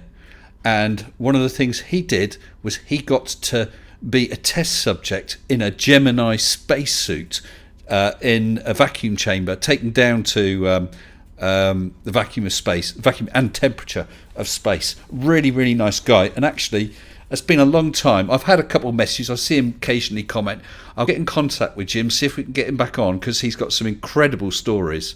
And he was also involved with the Apollo program right through, I believe, to some of the early testing with Space Shuttle. Incredible. But we did have flat earthers basically saying he was lying and didn't know what he was talking about and stuff like that. Very obnoxious. Yeah. Really good guy. Well, I work at a company that made the spacesuits. Hey, yeah. Cool. Was that Playtex? No. No, they did have some involvement, didn't they, with the inner layers of some of the early suits? Yep, especially the air conditioning, the liquid, running the liquid through the suit to cool it off. Okay. But, it's also the same company that miscalculated the mirror for the Hubble. Was that a miscalculation? I thought it was due to the fact that there'd been a fleck of paint or something underneath it, so it was cut properly, but off the wrong base, if you like. Wasn't that the case? Dimensions were given in meters, and the person that was grinding it used feet. No. No, I'm sure it was something to do with. Not exactly what happened. What's wrong? The measurement. Yeah. The original measurements were incorrect because somebody made an incorrect conversion from inches to centimeters. So the mirror was created according to the documented design, but the design itself was incorrect because of that error. And the problem is you can't tell that anything is wrong until you get the thing up into zero gravity. And the idea is to compensate for that. And they made an error in those calculations. So when the space shuttle went back to repair the Hubble telescope, they actually gave it a set of corrective lenses that were designed to account for that aberration in the calculations, and they worked precisely. So Yeah, well, really, I'm just- in a way, it's a great testament of human ingenuity to be able to fix something orbiting around the Earth. And not just that, the amount of error. I'm just reading from NASA. Ultimately, the problem was traced to miscalibrated equipment during the mirror's manufacture. The result was a mirror with an aberration 1/50th the thickness of a human hair in the grinding of the mirror. Well, that's all it would take. Yeah? Yeah. Now imagine if someone found out it's your fault that happened. Oh yeah. Bye-bye. So which kind of hair do you mean? The ones I have growing out of my head or out of my ears? Oh, They're different thickness. I've just thought I'd have a look, Nathan Oakley's channel, and I've just seen there's a post gone up by Team Skeptic. It says, it's to Arwin. I stand corrected, Arwin. It is Oakley reaching out to P. Mars for help with doxing Mr. Sensible. My bad for saying it was Riley. So he made a mistake with that. So it is being discussed. It is being discussed. Oh, man. Someone else has said, Nathan, are you going to make an apology video to Mr. Sensible? So he's obviously aware, so that's interesting. Yeah. Oh, man, I'll have a look at that later. I bet you he's been punched squarely in the face at least 3 times in his life. Yeah. By his wife. Smack. Or Julie. Julie's probably punched him. Have you punched him, Julie? I don't remember punching him. Oh, I've never punched anyone, so Were you drunk at the time, Julie, or just out of your head? I think just his don't daughter remember. should be allowed to punch him back at some point. We've got another visitor. I've just been sent a message. Maybe I was sent a message a little while ago and didn't realise, but let's bring him in. We've got Lael. Is that how you say it? Lyle? It is Lael. Lael, got it right first time. Good evening to you, sir. How are you? I am great. It's great to live on this flat plane, right? It might be. Yeah, I hate to break it to you, we're actually here on the space station. My wife and I. Mr. Sensible looks like the stars right now. All right, Leia, look up right now. I'm waving. I don't see You ceiling, see my sorry. laser flashing off the side of the space station? No, I only see the ceiling when I look up, I'm sorry. But Mr. Sensible, since he's in reality, he's in the stars right now. I am. Or in some kind of nebula. My God, it's full of stars. Yeah. Great line from. Isn't it? Was 2001. that- yeah, did Kubrick put that in the movie, or was that in the book only? I That don't- was I all don't know. Stanley. That was all Stanley, dude. Okay. Don't know. I couldn't Myself. remember. But my God, it's full of stars. Yes. Yeah. I still love that battle between Hal and Dave. You know, Oh my the- God! Sorry to interrupt. I just again I flicked. I've got so many different tabs. High IQ research and all that. And again, I happen to have gone on the Oakley thing, and I just see him addressing Team, and he says, "Hi Team, did you get that from your crystal ball?" And then he says, "Team likes little boys. I can tell." Wow. What the hell is wrong with that guy? What the hell is wrong with him? Well, not. Oh, What does the crystal ball have to do with little kids? I have no idea. Oh no. I've noticed a lot of these flat earthers will accuse people of being the E word. Yeah. Oh, Because yeah, they absolutely. accuse- I have seen that. I've had that accusation against me, and also that Shills versus Shills routinely posts X, Fred, Sally, whoever should be kept away from children. It's despicable. Yeah, it really is. Disgusting. Well, I'm going to state this unashamedly. I love my nieces and nephews, yep. Absolutely. and they're all below 10 years old. Actually, 12. I was with a group of other people a few years back, and we were sat at a very nice pub on a canal side, and it was sort of late afternoon, and a couple of school kids went past. One of them was carrying a cake he had obviously made, and I just said, "Oh wow, you made that cake at school?" And he said, "Yeah, I'm taking it home for my mum." I said, "I'm sure she'll love it. That looks fabulous. See you then, bye." And off he went. Perfectly, totally, 100% innocent. He was happy. Someone had noted what he'd done, had appreciated what he'd done, and said it was good. And one of these other people sat with me and said, What on earth are you doing? I said, "What? You can't talk to children." What? What were we supposed to do? Blank every kid?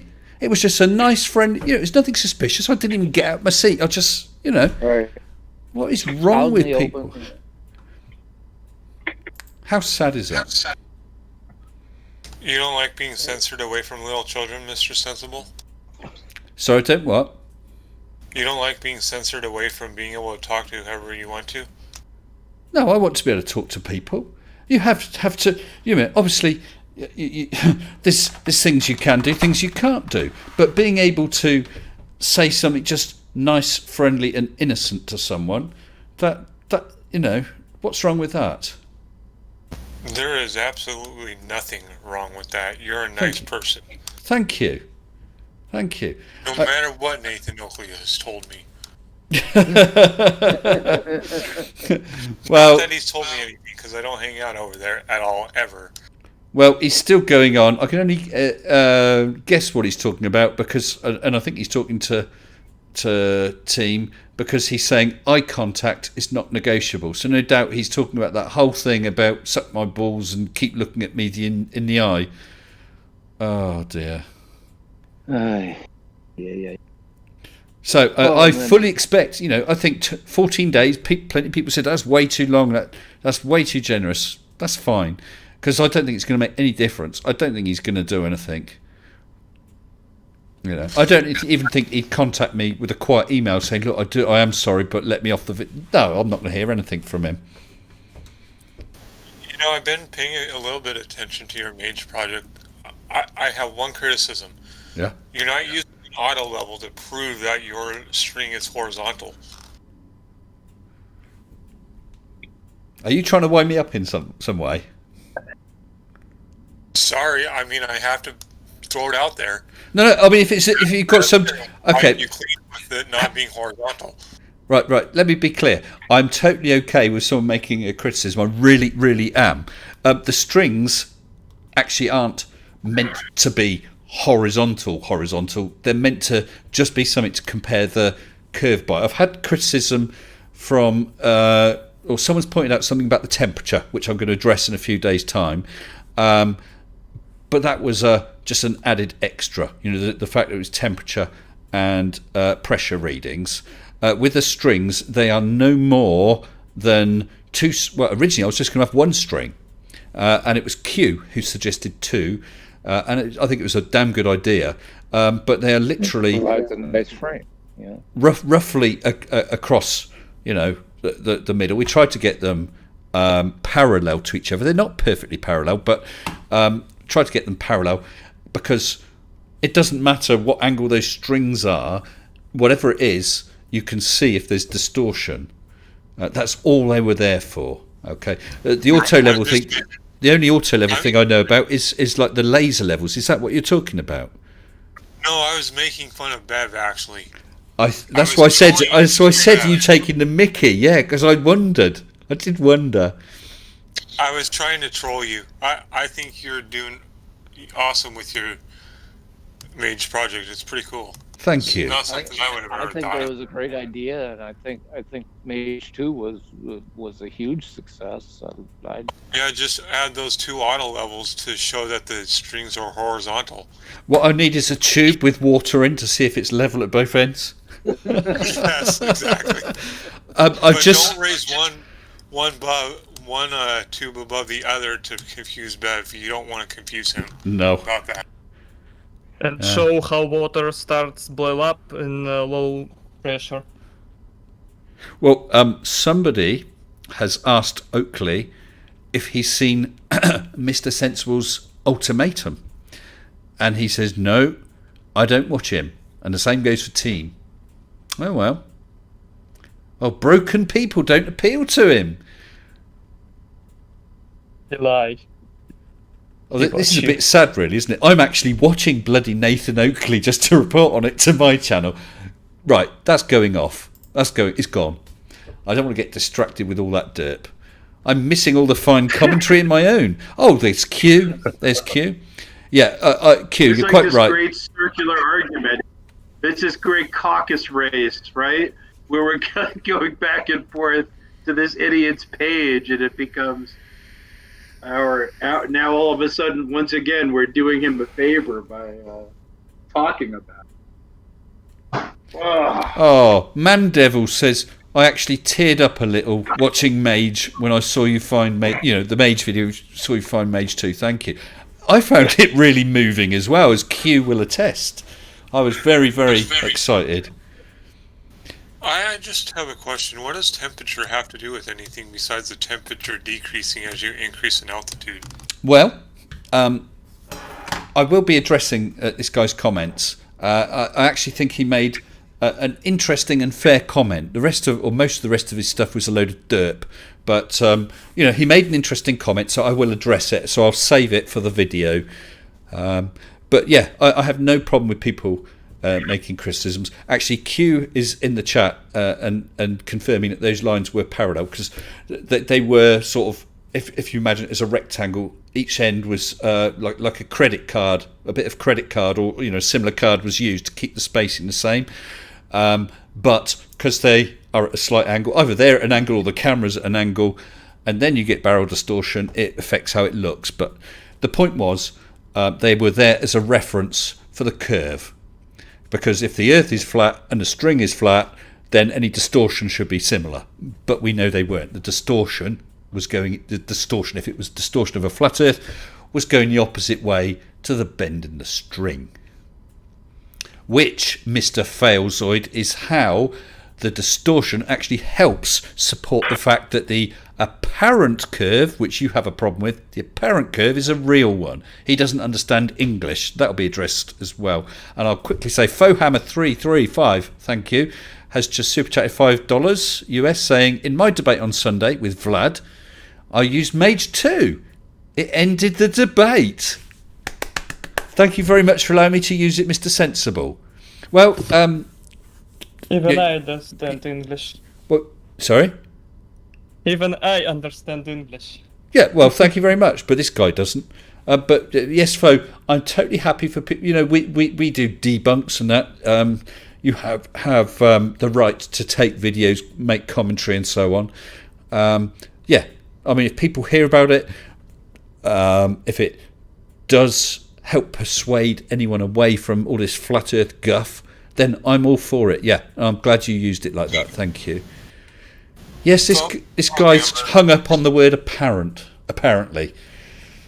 I watched the debate with Bo Hammer. I'm wondering, is the person using the sniper rifle in the video that you displayed, is that actually you, or is it you're just commenting on sniping? Does anyone know that if that was actually him? I don't know. I didn't see the debate. I would have liked to have, actually. Perhaps someone can drop me a link. That'd be brilliant. Hello, team. I see you back. I did see you talking to a certain Mr. Jokeley. Yes, I saw you talking to Mr. Jokeley. He is not taking this very well, is he? Looks like he's not going to do anything. His choice. He's got a while. Like I said, he's got time to find out about it, be shocked, be angry, be in denial, go for therapy, whatever the hell the steps are, but he's got 14 days. Oh, Rachie0000 is in the house. Good evening to you, Rachie. Well, Mr. Sensible, I have to say that I'm happy to have experienced the work that you did with Mage 2. I'm also really happy to see that Blue Marble Science is doing Cavendish and VM Furball did Cavendish. Just more and more hands-on demonstration saying, okay, we're observing this. Where's your argument after that? Yeah. And I'm gonna have to drop out. I have to go get some dinner and get ready for the movie night. So. Well, listen, November 1, thank you very much for joining us. It's been great. You have a good evening watching movies, my friend. Well, it's Sci-Strike's movie night. I'm on the panel for that. So. Oh, cool. Excellent. What time does that start? We'll give them a chill out. Sci-Strike? We're starting out at 9 o'clock tonight. Normally we start at about 11:30, but tonight we're doing 9 o'clock Eastern. Oh, so it's not real time then, it's Eastern Standard Time. Yeah, we're 5 hours behind real time. Okay, cool. Well, have fun. Enjoy yourself. Okay. Thank you. Take care. Take care. Bye-bye. Bye-bye. Bye. I was going to add to what he was saying, and then there's people like Sly Sparkane who made his own gyroscope and is in the middle of working on a Bedford level style test over a big distance. I think he said it's going to be like over a mile or something. See if there's drop, and I can't remember. It's been a while. Well, the thing is, I think these things are interesting projects in themselves. I'm sure that Blue has learnt no end of things by doing that. It's given him subject matter. Other people are following him and learning. I know that with Mage, I knew absolutely nothing about high altitude ballooning. I mean, nothing. And now I'm by no means an expert, by no means at all. But I have learned so much that is interesting. It was a fun project, and it's provided me with content, and I'm sure that other people have learned things that they didn't know before. And if nothing else, wow, what some astonishing film. And I'm going to throw this out there, Mr. Sensible. You can thank Flat Earth for that, because you would have never learned about high altitude ballooning otherwise. Most likely. Yeah. Thanks, Bob. Thanks, Bob. Yeah. But next project you should do is with radio towers to see if you can get the same distance at ground level as you can with being on top of a mountain. Well, what I do know is that the signals from Mage, with the software that Q has, you can see the predicted sort of radio horizon get bigger as the height goes up, and you start being picked up by more stations. Now that was really interesting. How does that work on a flat Earth? It doesn't. Yeah, shouldn't it be equalized all the way throughout the... As soon as you get above any things like hills and mountains or whatever, yeah, there should be no limit, should there? Personal dome. Personal dome, yes. But I do want to ask people. Local dome. I do want to ask people. I've asked this before about Mage 3. Now I've not discussed this with Q, and right now I'm still going to keep my thoughts under my hat. I don't not yet. It's going to have to be next year at some point. But I have thoughts about a Mage 3, but considering how flat earthers have responded to Mage 2, we've got people who just literally do not understand it. We have people who obviously understand it enough and then do things like use the wrong video and cherry pick and all that. So they're trying to, in effect, lie their way around it and so on. And a lot of that is a waste of time. Yeah, it's fun. I can make them look silly and we all learn new things. That's great. But is it worth trying to actually improve the experiment in some way? Whatever that is, let's say putting on equipment to stabilize it or go for a higher height or whatever it is. Or do I do something totally different? I have a thought of something else to do with a high altitude balloon for the experience of it, rather than to try and show anything. I don't know what people think about that sort of thing. I say we get an even bigger balloon, one that can lift Nathan Oakley so he can see the horizon for himself. We still deny it. Yeah, I'm sure he deny it. And we can save weight on parachute. Yes, I have Mage's parachute, but once again it's behind the green screen, so I can't grab it. Flying Ark has just super chatted $1 US. Thank you very much for that, Flying Ark. It really is appreciated. Really is. Mike71 says maybe just leave off the wide angle camera. I actually had someone saying, well, why did you put one of the flat earthers, they chose to do that one. I said, well, of course, why not? You put it there, you can't complain about that. And I thought of actually doing a debunk on his video and then pick one of his other videos, I don't know, about the kittens or an argument he had at the supermarket to debunk him. What's that got to do with it? Well, nothing at all, but it's another video you got, so I'm going to debunk that. I mean, what sort of stupid thing was that for him to say? We've got the experiment video with the experimental cam, then we've got the experimental cam full flight uncut, just so that they couldn't say, aha, you faked it, because I show it from launch to landing.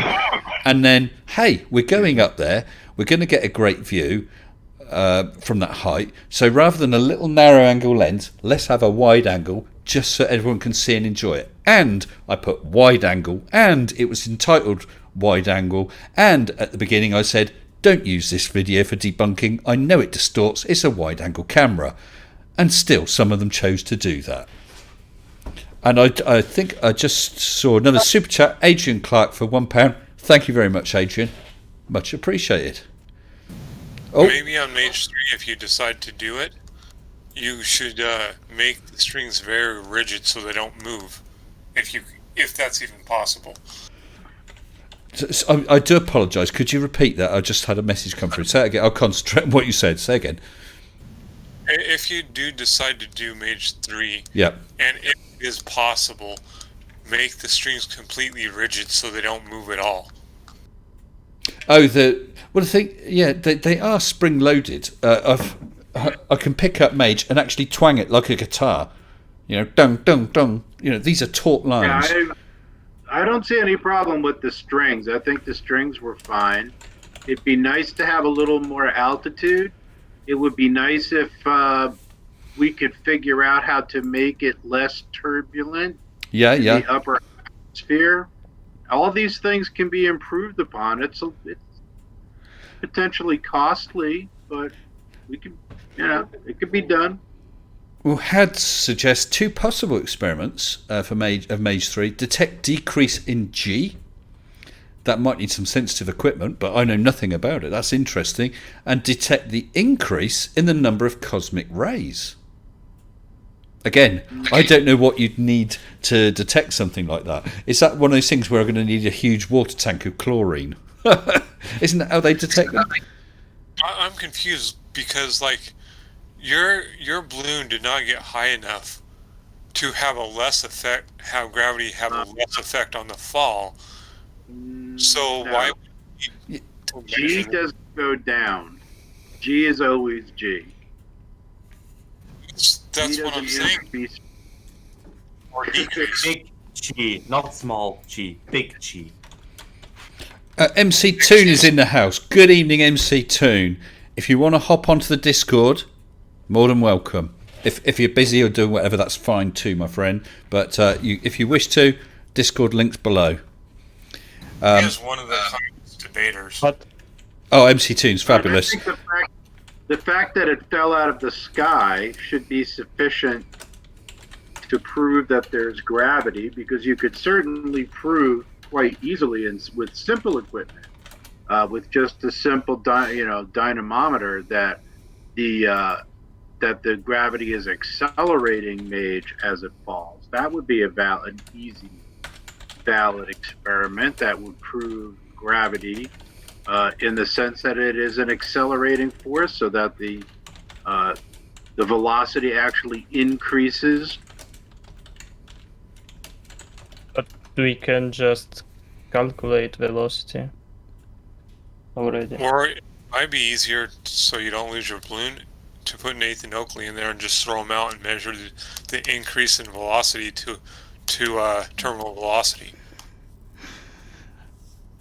Interesting. I said earlier on about learning different things. One of the things I learnt, a totally useless fact during my debunk career, is that the Empire State Building was the first building built that was tall enough so that if you jumped off it, you would actually achieve terminal velocity before hitting the ground. Did they build that with that in mind? Yeah, I heard that. Maybe. I don't know. I heard that too. I don't think Actually, they built it with King Kong in mind. Oh, okay. That's probably true. Built it for the movie. That the initial design of the Empire State Building, the reason it was built the height that it was built at, was it was intended to be a docking station for dirigibles. Yeah. And if you ever see the original song with Fay Ray, you'll see on top of there's no antenna on top of the Empire State Building. It's actually a Zeppelin or a dirigible docking station. MC2, you need to turn off the Yeah. YouTube. Yeah, MC, you've got the speakers playing back. Sorry, it's off. That's all right, my friend. Good evening to you, MC. How are you, my friend? I'm great. Thank you for your kind comment in chat. Yeah, I just watched your video and then saw your live. I'm like, oh. I'm hoping I taunted Oakley. I'm like, oh, maybe he'll dox me too, because 2 years isn't long enough. Oh, what happened to... Oh, I see. I mean, maybe a bunch of us could all volunteer to have him try to dox us, and he could get, 10, 15 years in prison. Oh, man. He's still in there. He's still on his stream tonight, making accusations now against Team Skeptic, liking little boys. That's his latest thing. That's a common thing amongst the whatever it is in their mind that these different people have that is malfunctioning, that thinks that this is the way to react. Rather than coming up with evidence or something useful and meaningful, all that they can do is make accusations that will try to discredit somebody instead of just wouldn't it be great if they discredited by showing facts and evidence? But yeah, no, and I'm sure that I know you and your honesty in that if you've done something. I mean, I know you were talking recently about the was it dipole or monopole aerials or something like that with regard. Yeah. Now let's say that I was someone who knew about that sort of stuff, which I don't, and I was able to say, look, MC, you are wrong because of X, Y, and Z. I know that you would turn around and look into it and say, do you know what? You're right. I was wrong on that. I'm sure you would. And I would too. Funny thing, that is the video I'm recording tonight. Ah. Oh, what? The apology because you got it all wrong? Accused me of something similar. I'm afraid that MC Toon has had too many 60 gigahertz radio waves hit him in past time, and he's going wacko. He's just He's losing it. He's losing it, man. Well, losing it. I'm sorry to tell people that, MC Toon, but I have to let it out. Well, I've had another super chat from Geza or Jezza, the masked reviewer, for £4.99, saying, I just saw your video on Oakley. Will you do an update on the 18th if he doesn't do the decent thing and apologise for what he's done? Whether it would be the 18th or not, I mean, I said I'll give him to the 18th. That would be the end of the 18th. I will do an update after that. If the update is he's done an apology, that will be it and the end of it. Okay. If, however, he hasn't. What about bottom camera for Mage 3? Yeah, I mean, I've seen that done before, but it doesn't really tend to show much, especially if it's cloudy below you. All you're going to see is a shot of the cloud from a further distance. I do have some thoughts. My main point was, do I try and do another experiment, either to refine that one or to show something else, or do I do something totally different? Like, for instance, just for the sake of argument, like that guy did the garlic bread thing. Okay, that was silly and for fun, but I'm talking about something that's not scientific, but just, hey, we could do that, let's do it, that sort of thing. What do you think? Be like do an online version of Man of La Mancha or something like that? I thought you were going to say Man Loves Food. Send you up there with a massive burger and see if you can eat it before you hit the dome. Oh, dude, I always wanted to be Don Quixote. I'm all for it. So, when's the last windmill you attacked? Mr. Sensible, we're losing the opportunity to hear how many 60 gigahertz waves have hit MC Tuna in the past couple of weeks. Well, I think he's melting. He's melting. He's melting. It's all those ketchup potato chips that help that. Oh. Yep, I'm protected by the potato chips. I think you know what you really need, MC. You need a duck suit. Yes, I know that. Yep. I will order one today. Excellent. Rubber duck suit. A duck suit, or a duck's suit. A person in a duck suit eating ketchup potato chips, yummy. Oh. Taking in all those 60 gigahertz radio waves. Well, Mark Wagner has just super chatted $5 US, saying, sad fact is, no matter how good the Mage experiments are, FE Orthodoxy will never see the curve. Mage 2 was simple and elegant. Thank you, Mark. I agree. Well, see, for flat earthers who admit they're wrong, it will require a shred of intellectual honesty, which they don't have. Intellectual honesty. I don't think any experiment, no matter how extravagant, no matter how well thought out, no matter how well executed, no matter how well crafted the hypothesis, is going to change fanatical views. So I think if we do something as a community, it should be something for fun, for our own fun. Yeah. Well, what I'll do is, at some point nearer the time, I'll discuss my idea with Q, because obviously he is someone who knows a hell of a lot about it, what's possible, what isn't. I'll discuss my thoughts with him, refine it a bit, and then put it forward as a possibility. I'm very confused, Mr. Sensible. You know the Q? I know Q. Actually, this is not Q as in Mr. Anon. This is Q as in Q the balloon guy. A friend of mine who I got to know through my thoughts on doing the high altitude balloon experiment. Very clever guy, knows his stuff, and who I relied on immensely for Mage to be successful. Mr. Sensible, I wasn't referring to QAnon. I'm referring to the Q as in Star Trek. from the Q Continuum. Oh, Q, yeah. I was thinking James Bond. What the hell? Not the Q from Star Trek. Not that one. What's wrong with Q? The one which was he's basically a god, and he's basically God. The character is actually just hella annoying, and in Voyager he's actually just giving it away in those who know the series know what I'm talking about. He's like the best character. He is the best written character in that series, though, as far as the comic relief goes. At least unlike the Bible God, he has a chance of existing. Yeah, I mean, yeah. I see we got Multi Tom Tom in the house. Good evening, Tom Tom. His wisdom is so desperately needed. Well, Tom Tom, after our discussion last stream, when there was that misunderstanding and I thought you hadn't emailed me, you said I did, and then I remembered and confirmed you had emailed me. I did check. I was unable to find any of those emails. They must have got deleted. My bad. So please email me again, and then we'll see if we can arrange the Zoom or whatever that's acceptable to you, and we can have a chat. We can either have a debate or just a chat. Okay? Yeah.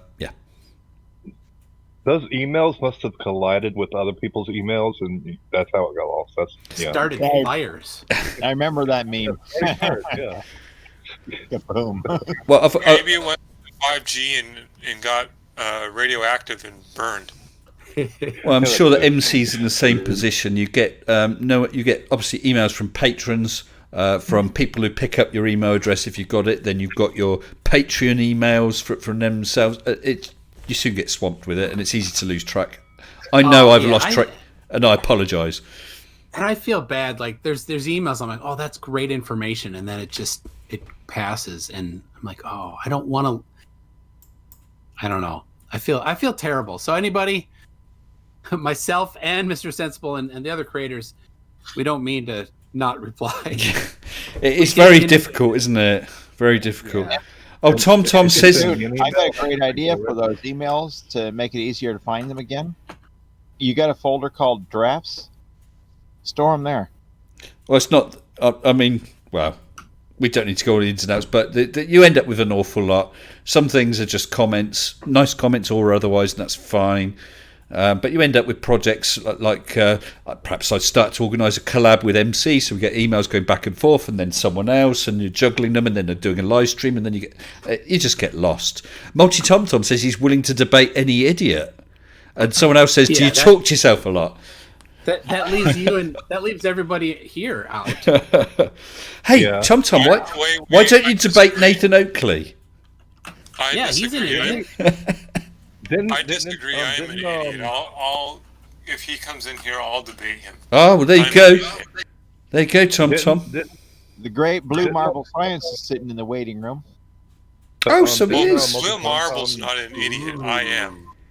Good evening, Blue. Blue. He landed just the perfect time to hear you say Blue Marble Science is an idiot. I said he is not an idiot. No. Don't misquote me. That's what flat earthers do. Good evening, Blue. I know. I just Good evening. So we have. How are you guys? Well, I'm super fine, thank you. And so we now have the man with the best accent on the internet on this stream.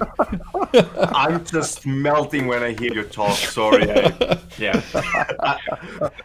Hey, Blue, do you remember recently I did that thing where I wanted lots of creators to do the Suck It Up Princess? You did one as well, didn't you, MC?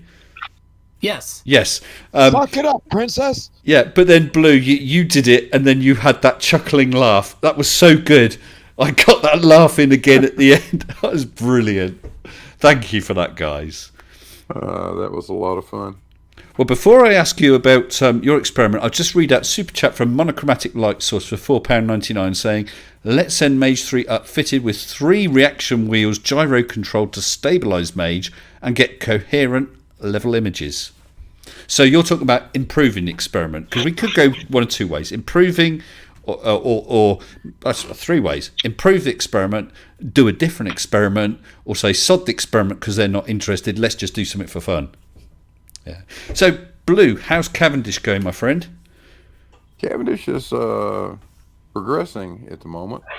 I've been working on it for the last over the last couple of days, getting the computer set up and getting 3 webcams set up out there and all of that stuff. So I'm about ready to start doing some live streaming, I think. Wow. So when you sort of set it up to go, how? Because I'll be honest and say I've not been able to follow it. I hope you understand. I'm sure you're in the same position. You end up with so many other channels you're trying to follow, you just can't. But when you sort of set it to go, how long does the movement take? What sort of time scale we talk? Minutes, hours? Oh, it's hours for sure. Yeah. Multiple hours. The oscillation period of that particular torsion wire is about 18 minutes. And you've got to go through at least 5 oscillations to have anything even resembling reasonable data. So do the math: 18 minutes times 5 oscillations. 90 minutes. Yeah, you're there for a while before you can even really start taking data. It's incredible. So, yeah. So I'm still trying to work out what the actual protocol ought to be. That's an important part of testing. You really don't want to do one test one way and another test and then change your method and do it some other way. So you want to get it right first time.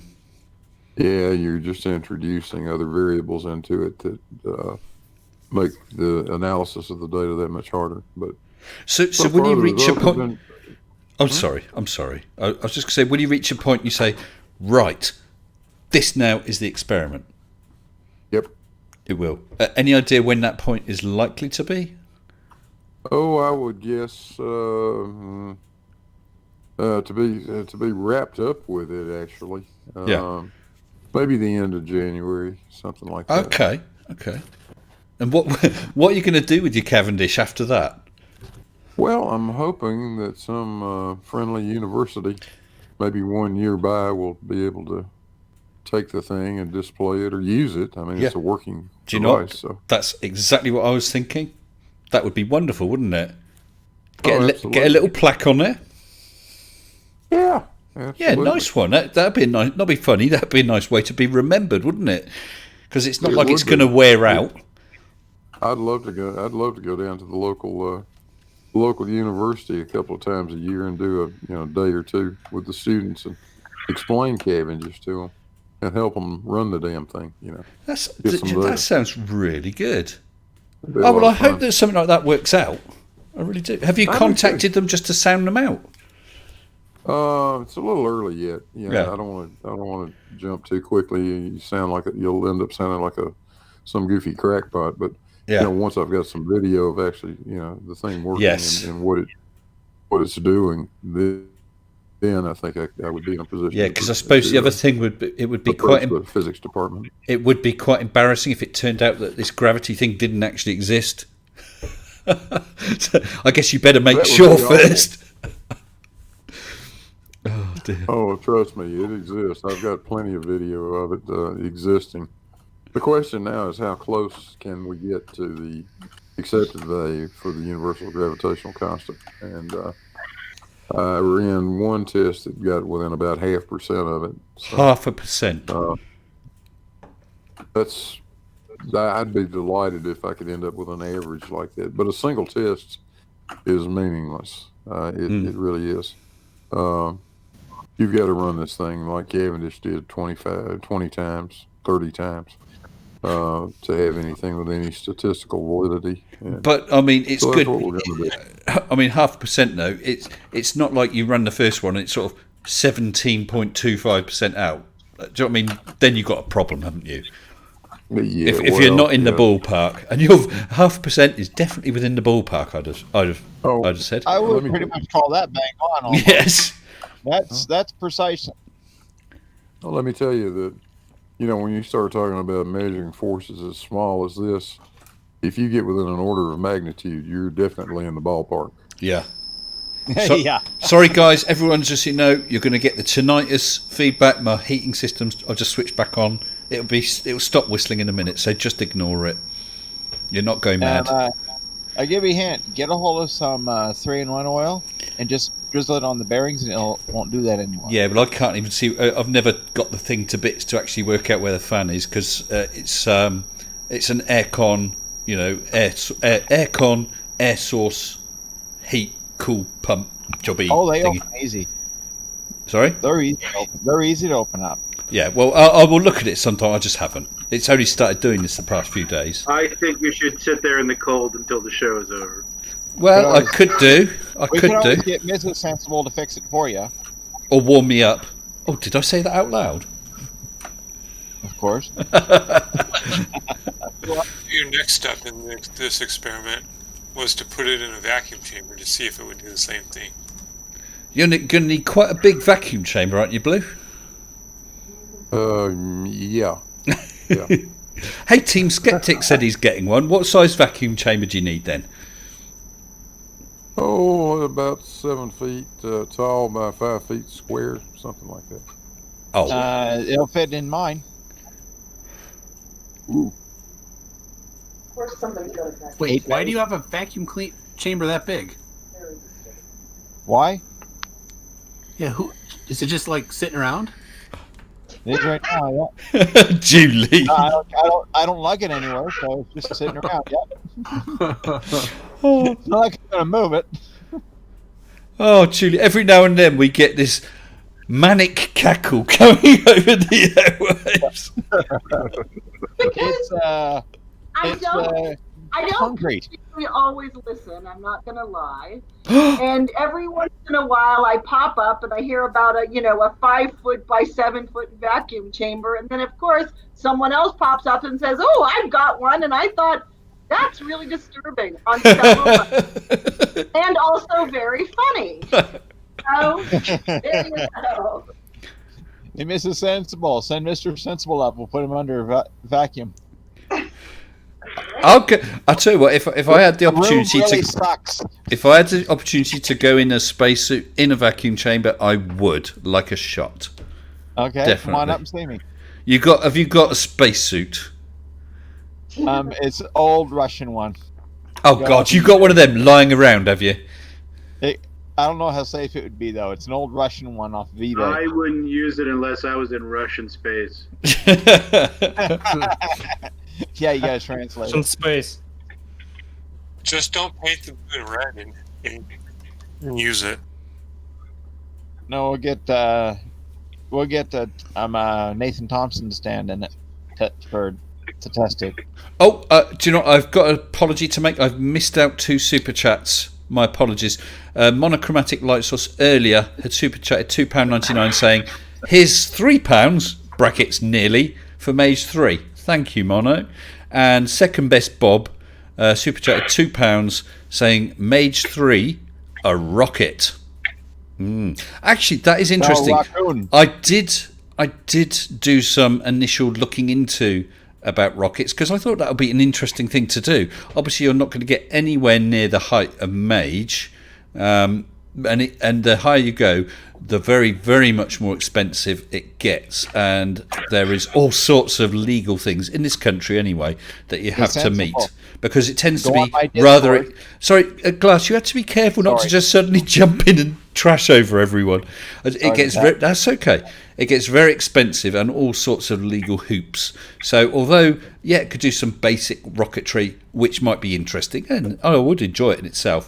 Beyond that, it doesn't really, it goes beyond the bounds of what's really possible. And I've seen people do a scale model of the Saturn V. Amazing thing. This rocket's about, 15 foot tall, but it's still only got a few thousand feet up. I forget how many. Very impressive, but it would have cost thousands, I'm sure. So it's yeah. Get a hold of Scientific Shitlord on my Discord. But is he a rocketeer? Pretty much. Yeah. I mean, I think it's wonderful, and if there was someone nearby that does it, I would get involved and film them and whatever. I really would be interested. But as for taking it up, I don't think it's going to be possible. Time, expense. Yeah. Yeah, underfoot, shitlord, and me. We'll do her. I have a great idea, Mr. Sensible, and you can debunk chemo on with this experiment. You can get glass monsters vacuum chamber and use that as a rocket to show that rockets can push against the vacuum of space. I think that's what Team Skeptic said in the chat earlier on. He's either got or is getting a vacuum chamber, and that's exactly the sort of thing he's going to do. Because I've seen that sort of thing done before, and then it's been denied. But obviously, if your experiment's designed well enough, hopefully you can show it. But I think that's what Team's going to tackle.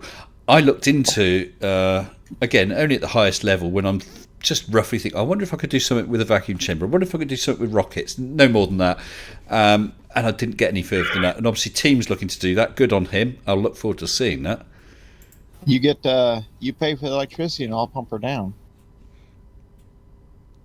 I'm talking about lifting the vacuum chamber into low Earth orbit, or 80,000 feet above the ground.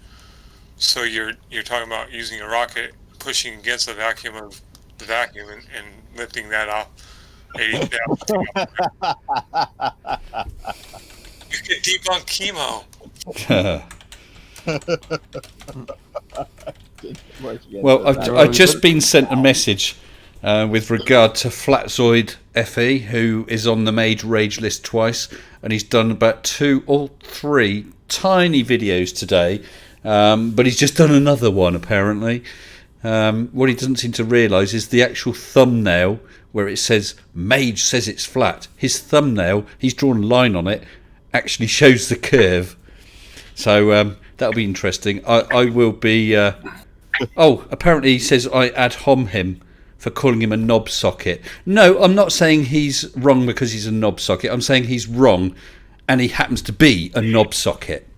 Okay, just to clear that up. That's not an ad hom. If I said you are wrong because you're not tall enough, or your hair's too light, or because you're a knob socket, then that is an ad hom.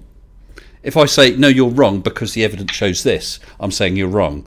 By the way, you are a knob socket. Yeah. What the heck is a knob socket? Work it out. You have to ask. Work it out. I think.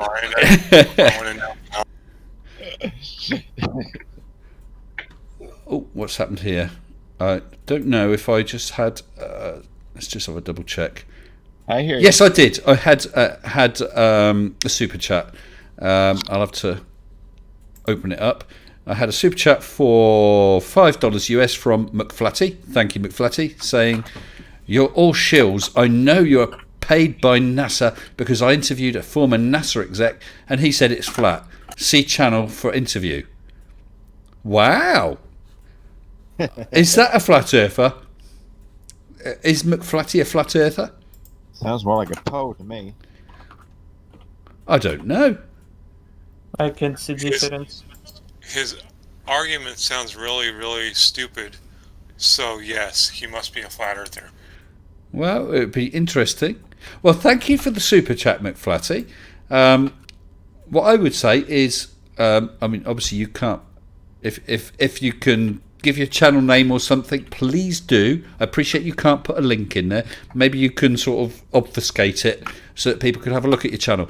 If you if you have a particular video you'd like me to look at, attempt to debunk, then do feel free to email me in confidence. I won't share your email address. My email address is below, mr-sensible@hotmail.com, or you can jump onto my Discord and send me a DM with details of any video you want me to look at and debunk, okay?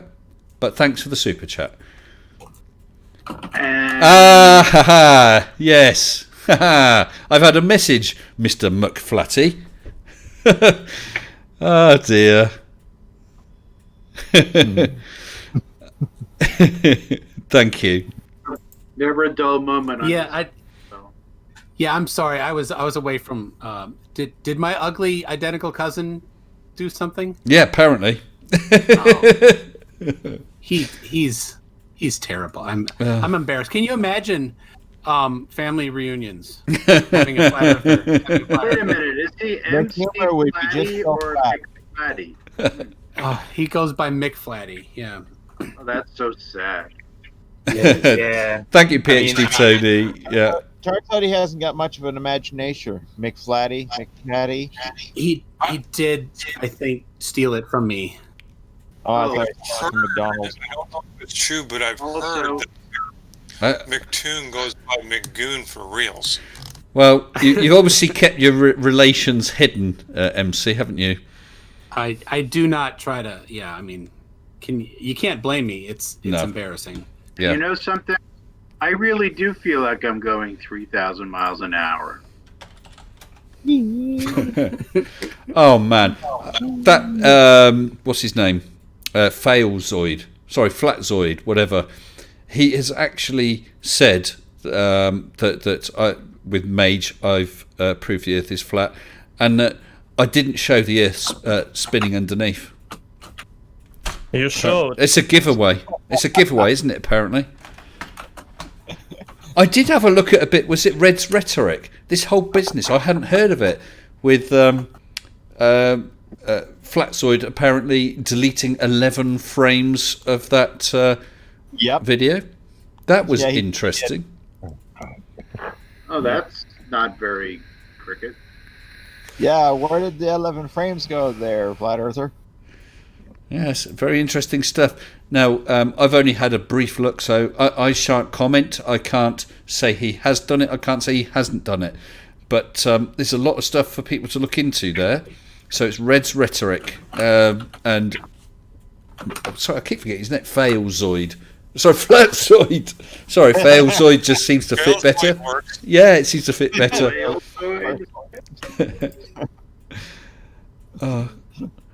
Oh, we've had another super chat from Channel Right for £5. Thank you, Channel. Hope you're okay. Don't let idiots like Oakley ruin your day. Love Channel Right. Thank you, Channel Right. I don't let him ruin my day. Yeah, it annoyed me because I think it's so despicable. And if not me, who else is he doing it to as well? And as I said, you don't know what effect it has. It's not a laugh. It's people's real lives, relationships, employments that can be affected by stuff like that. It's just not on, and I won't accept it.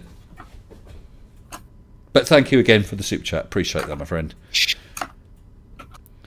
Multi Tom Tom says he's a loner. Well, Tom Tom, come on in. Come on in. Meet the missus. Say hello to my friends here.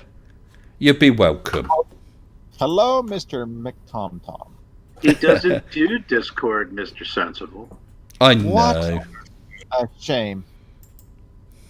Oh, shame. Fastest growing chat service on the planet. Discord. Please join today. I don't know why you don't do Discord, Tom Tom. All joking aside, it is actually very handy, very easy to use once you just get to the grips with it, and no one can see any of your details. Nope. Last monster, he'll explain to you how to do it. I'm trying to. I've been sent. What do you call it? An image.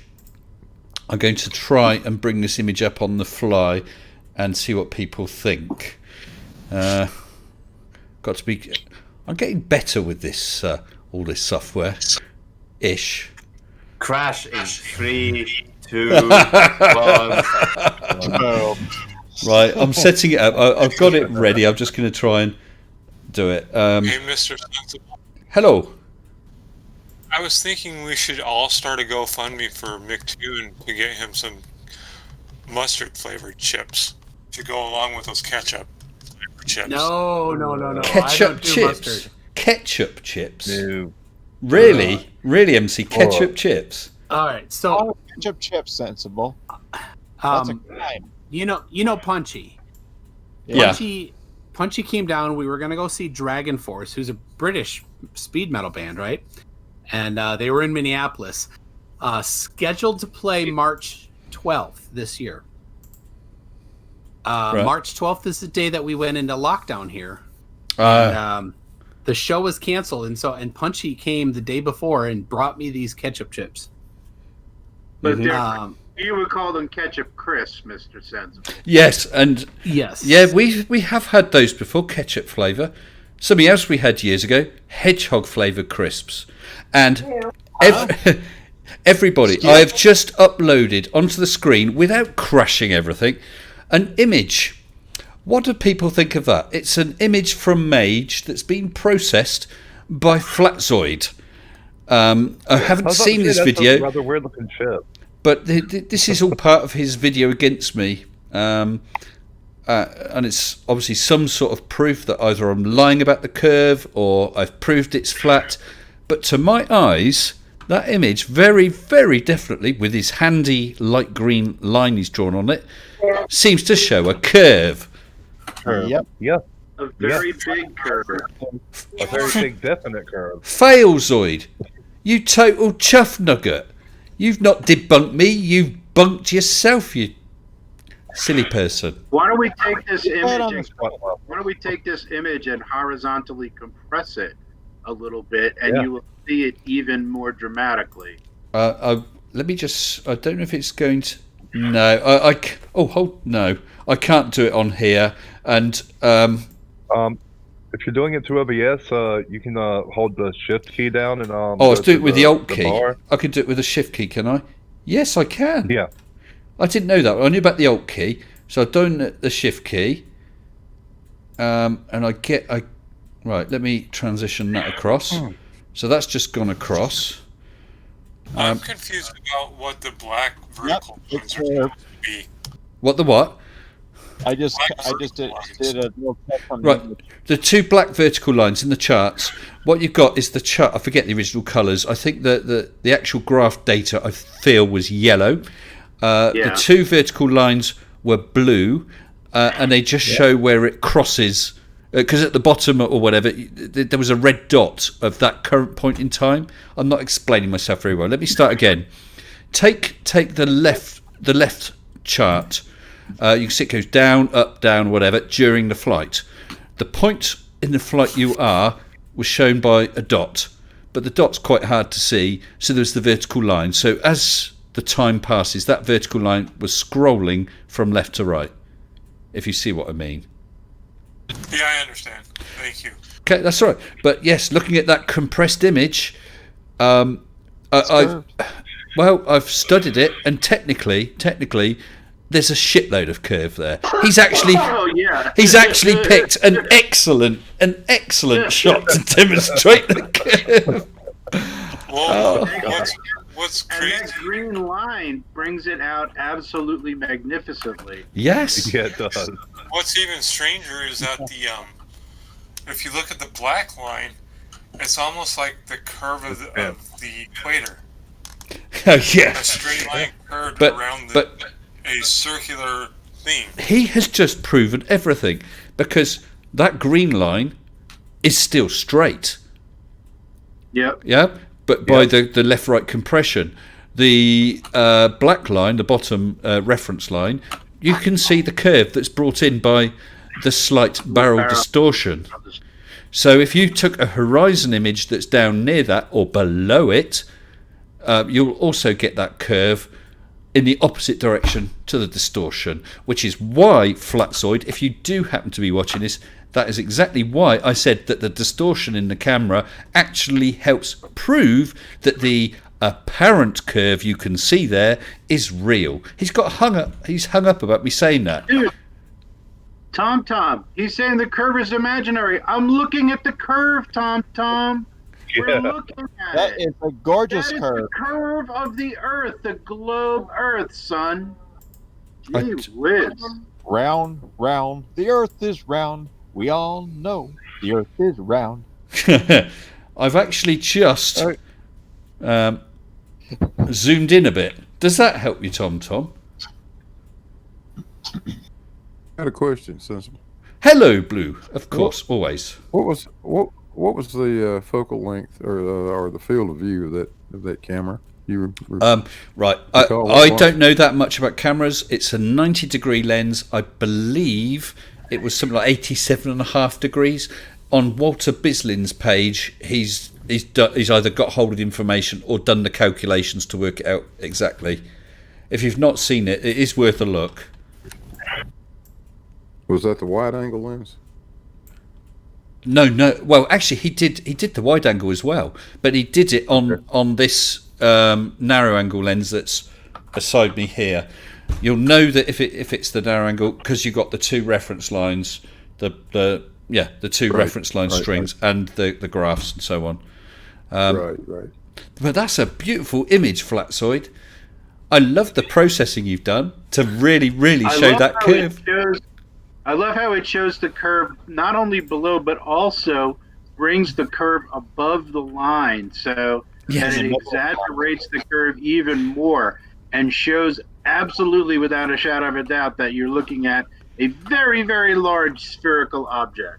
Oh, I can't wait. Like I said, he did about 3 stupid little videos, each of which were only about 30 seconds, trying to either twist words or cherry pick words I said as though that makes any difference. And yeah, so I'm looking forward to seeing this one. I think he's going to get a special. Maybe he'll get an honorary mention on the Mage Rage list. I might have to just rename it as the Flatzoid list. Who knows? Oh dear. Well, I think I've got rid of that. Oh, what's happened there? Oh, I've now got me compressed as well. Apparently, the top of my head is curved. It'll come up in a minute. There we go. Curved head. Yeah. No, I thought it was not. If your head was not curved, you'd be a very weird-looking human being. I would. Exactly. I'd be a flathead like Oakley and Riley and all these others. Round, the dome is round. We all know that the dome is round. I've just seen Pixel Domination remembers hedgehog flavour crisps. It was many years ago.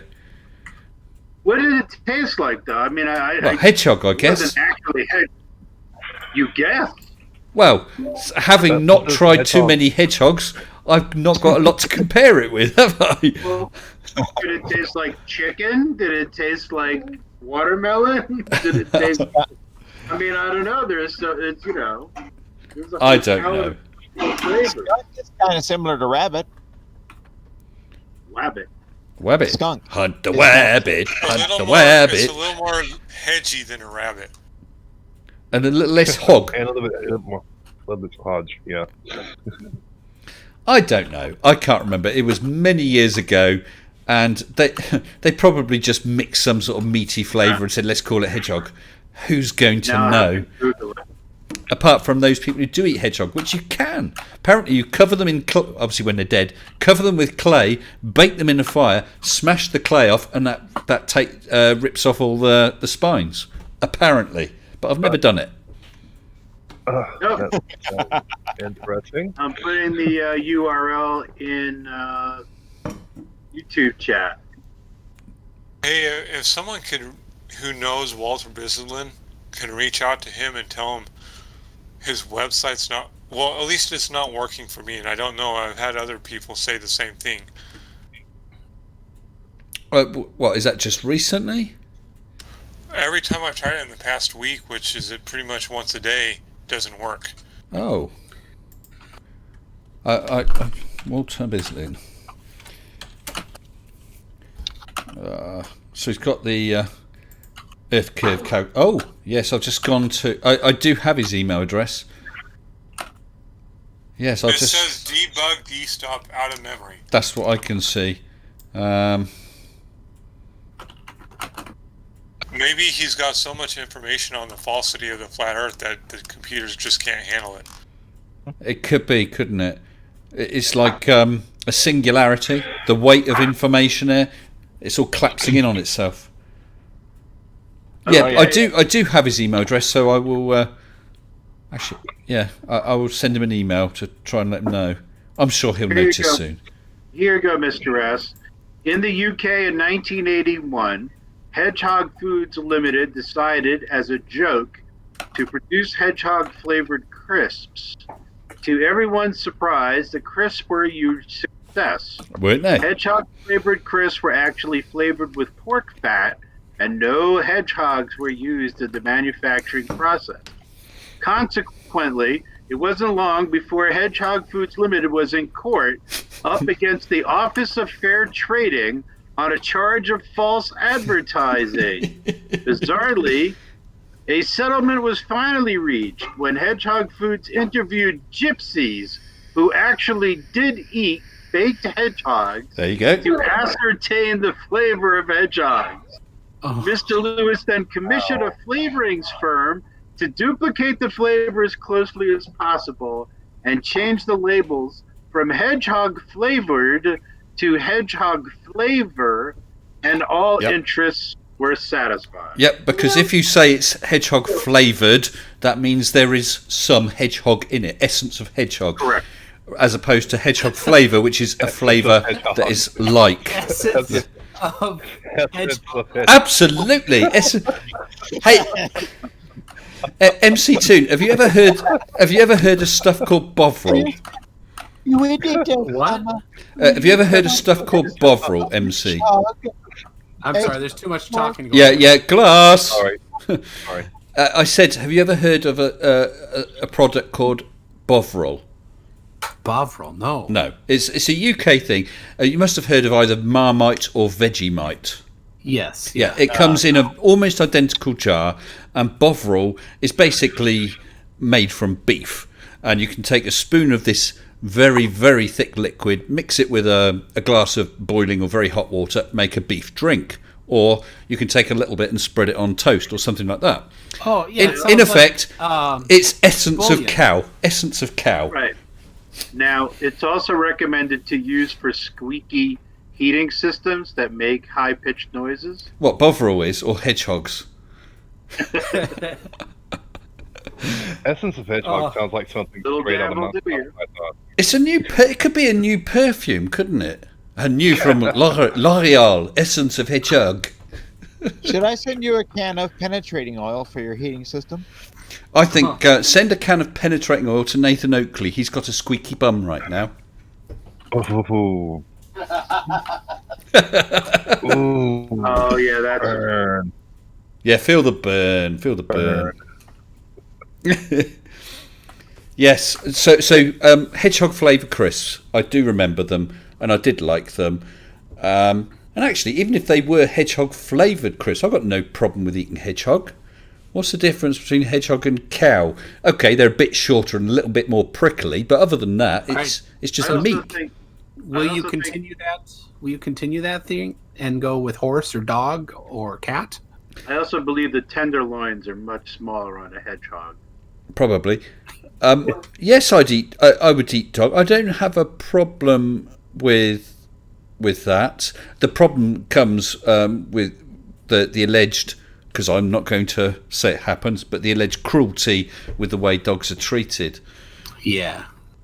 But leaving that aside, if someone could say this meat, the animal that produced this meat was well treated, humanely put down, and so on, then meat is meat, really.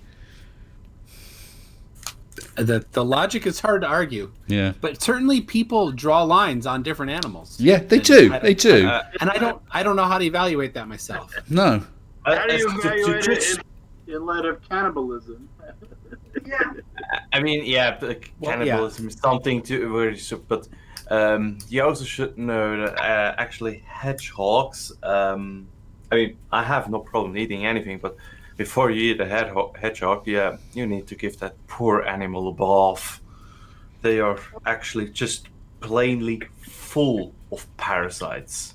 Well, I know that they tend to be riddled with fleas, but internally, I don't know. For no reason says, what about long pig?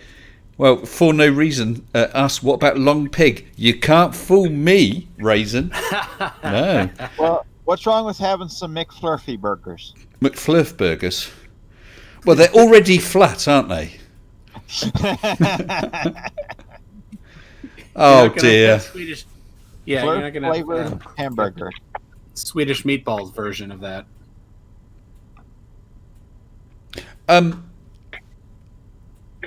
Right, mods, please be careful. I see Tom made a post which isn't rude or nasty.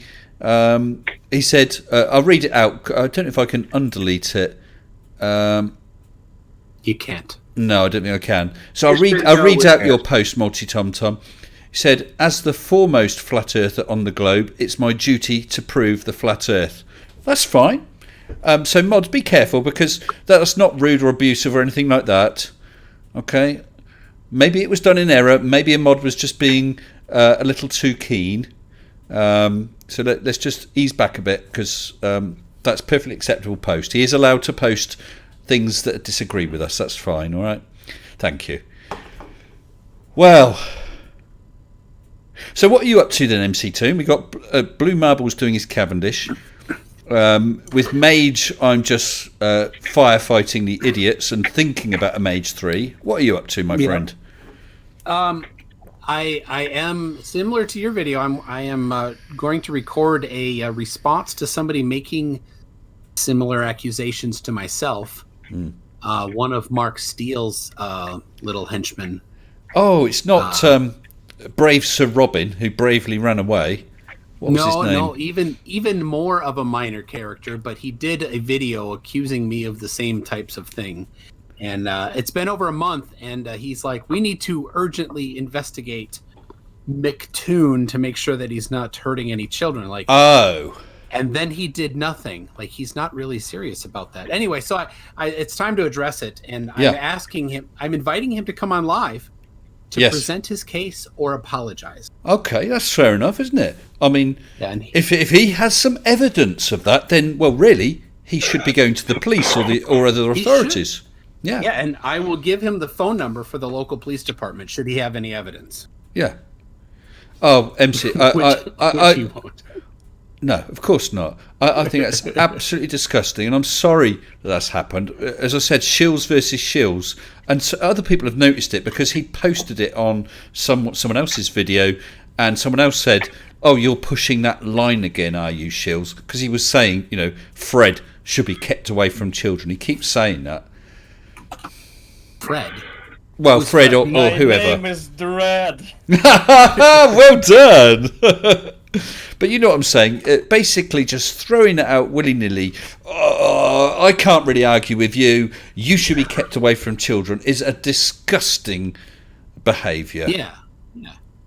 If anybody has any evidence ever of children being abused, go straight to the police. Absolutely. Even if it's me. If it's me. I don't care who it is. Go immediately. Yeah, definitely, because they should come first. That needs dealing with. Yeah. Yeah, because if this person... Hey, we got to rock out, Mr. S. So you've got Have a great weekend, everybody. Okay, well, thanks for joining us, Mitch. Thanks, Julie. You take care.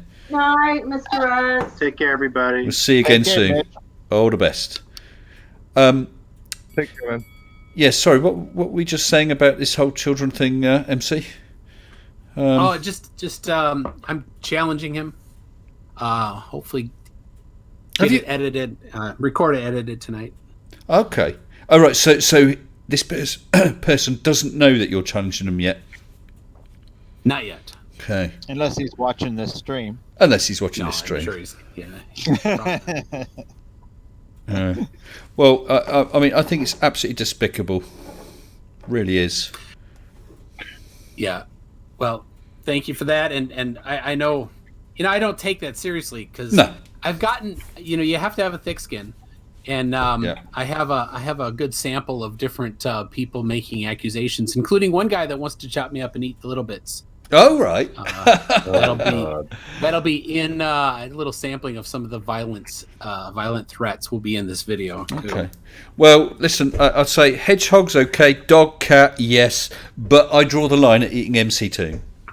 I never thought I'd be saying that on the live stream. It's a lot of gristle. Yeah. Suggest he might need extra barbecue sauce, honey, and bacon. Yep. Well, there you go, MC. It looks like you've got a customer. Oh, man. As usual, lots of fun, lots of silly, some interesting talk tonight. And I just realised sort of 3 hours, or the thick end of 3 hours, has whizzed by. Paid NASA Shill is in the waiting room. Well, I think Paid NASA Shill. You got 5 minutes, my friend. Hello, Paid NASA Shill. I'm going to finish in 5 minutes' time. Okay, we got you in here quick. All right. Obviously, Paid NASA Shill wasn't paid enough to speak. Hello. Sorry. Ah! There you are. Wow! You're like the great prophet Zarquon, aren't you? How are we for time? Oh, I'm doing fine. Sorry I was late. I just figured out you were on. Yeah, no worries. Oh, David Oliver just super chatted £2 saying, Merry Christmas, everyone. The first Christmas super chat. Thank you, David. I was supposed to be Happy Christmas over there. It's what, sorry? That was Happy Christmas on that side of the pond.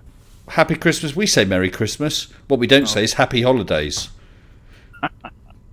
Merry Christmas. Yeah, Merry Christmas, Happy Christmas. Merry Christmas and a Happy New Year. That's the way we'd normally say it. By the way, great job on Mage. That was amazing. Thank you very much. Thank you very much. It was good fun, and there's been some great filming. And I love when the Flurfs try to take it over because they're just bollocksing it up really good. They're failing left, right, and centre, aren't they? There's an I almost gave the game away, but there's an interesting response video was done by a Flat Earther, which is out tomorrow night. I was rather pleased to do it, actually. And this Flatzoid has fired off a whole load of things, so I'll be dealing with that sometime next week. And Brian's Logic's had a crack as well. All right. Yeah. Well, you know, Flatzoid is a special kind of stupid because he's a South African Flurf. I didn't know that, but then I've never heard him speak because all he does is put sarky little comments at the top and bottom of his screen. Yeah, apparently he's from South Africa, so he's a special kind of stupid, along with the Flat Earth Aussie Jesus and the Australian Flurfs. Actually, what's happened to Ross, Flat Earth Ross? Not sure. No, he's been very quiet. I hope he's okay. Lewis saying something? Yeah, I was going to tell Sensible if Brian's Logic is taking him on, and he's in a lot of trouble. Well, the biggest trouble I had, not wishing to be rude, but the biggest trouble I have is actually understanding everything he says, just because of his accent. I can understand a lot of it, but there's some bits I found difficult.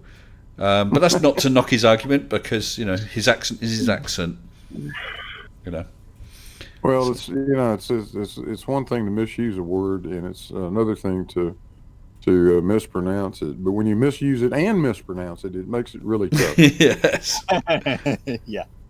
I had a friend who was from the South, and we took him up to Canada, and he had great fun.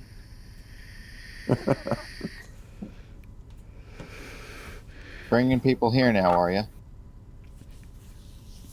Flat Earth Aussie Jesus, is he some put a link to Rotten Moon? I don't know.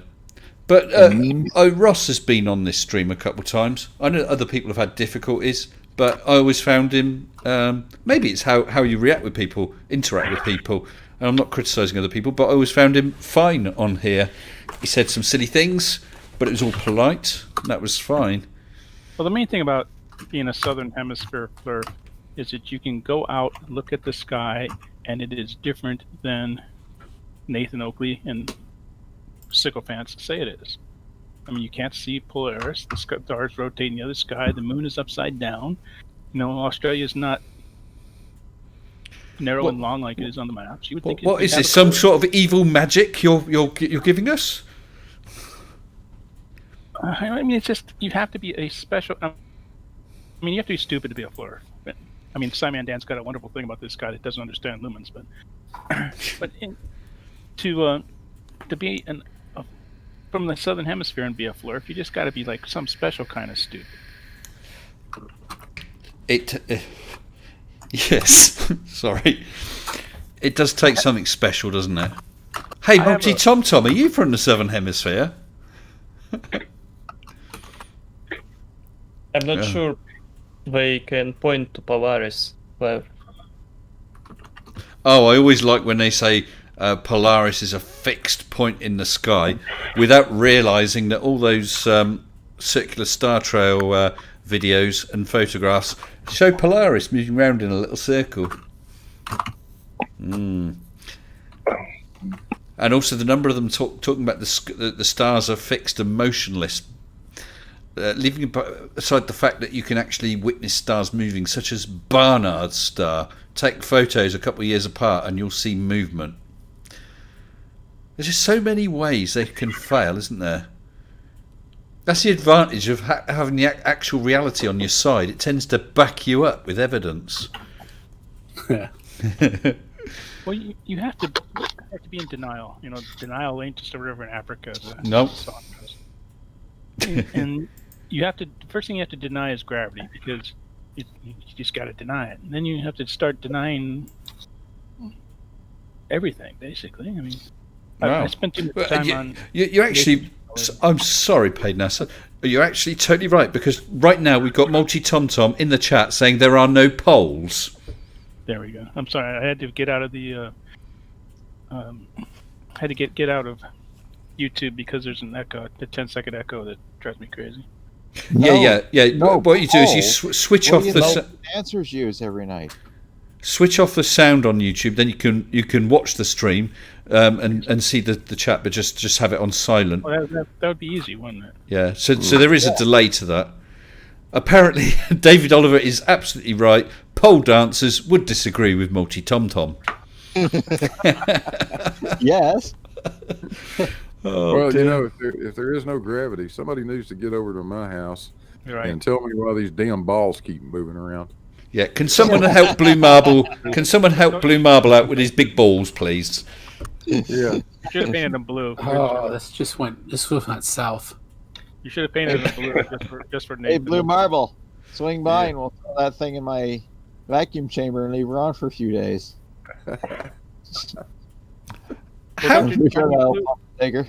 Blue obviously didn't hear that Einstein superseded Newton, and this whole experiment is bollocks, right? I just heard about that. Something about snapping the wand? Oh no! Oh, someone's going to mention the Black Swan in a minute, aren't they? Oh dear! You just did. Oh gosh! So I did. And all its distortion. Yes.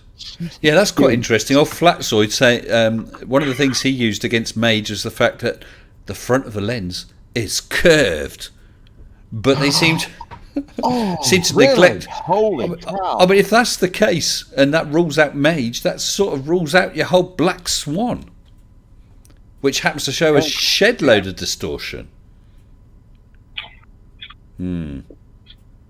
Oh yeah, and don't forget the P900 and P1000. The front of the lens is curved. Well, the key is does the lens curve known straight things? If it does not, then it doesn't matter the shape of the lens. It matters what the result is. Well, I saw someone say in one of the comments when that was mentioned, the front of your eye, the lens, is curved. And as I said, of course it's bloody curved. That's how lenses work. What is wrong with these people? We have a technical term for a lens that is not curved. Yeah. We call it a window. A window. Yeah. Yeah. What is wrong with these people? Oh dear. Someone's asked how many parsecs to make a run. Is that the Kessel run? Yes. They really didn't know what they were saying when they wrote that line, did they? No. They did. Oh dear. Never mind. The term parsec and thought it sounded cool. Yeah, that's spacey. Yeah, we can do it in under 12 parsecs. Oh dear. Guys, thank you. I think I'm going to draw this to an end. What I'll do is I'll chuck all you lot into the live waiting room where Colon is still sat patiently. I'll wind up the stream and I'll jump in for a few minutes just to catch up off stream. So thank you ever so much for joining me. Those of you who've been here before and new people such as Lael and I'm sorry, is it Schmorka? Was that close? Sorry, Schmocker? You can call me just Mocha. Okay. It's very difficult. I try my best. But thank you for joining us. So I'll start chucking you all in there. Good night, everybody. So that's Chris. Good night. It's Blue Marble, Flint. We got Glass Monster, Lael, MC Toon, Pain Nasser Shill, and Mocha. Good night. Right, thank you, everybody. It's been wonderful. Again, I appreciate all the very, very kind words of support you've given. I appreciate all the kind super chats. And as always, I appreciate my members, my patrons, those of you who are first-time visitors, those of you who have commented, even flat earthers like you, Multi-Tom-Tom, although it would be good if you come on a stream sometime. Not sure exactly when I'll be back live, but I will be on video tomorrow night. As I said, is another Mage Rage, and it's different than the last few. So I hope you enjoyed that. Until next time, stay sensible.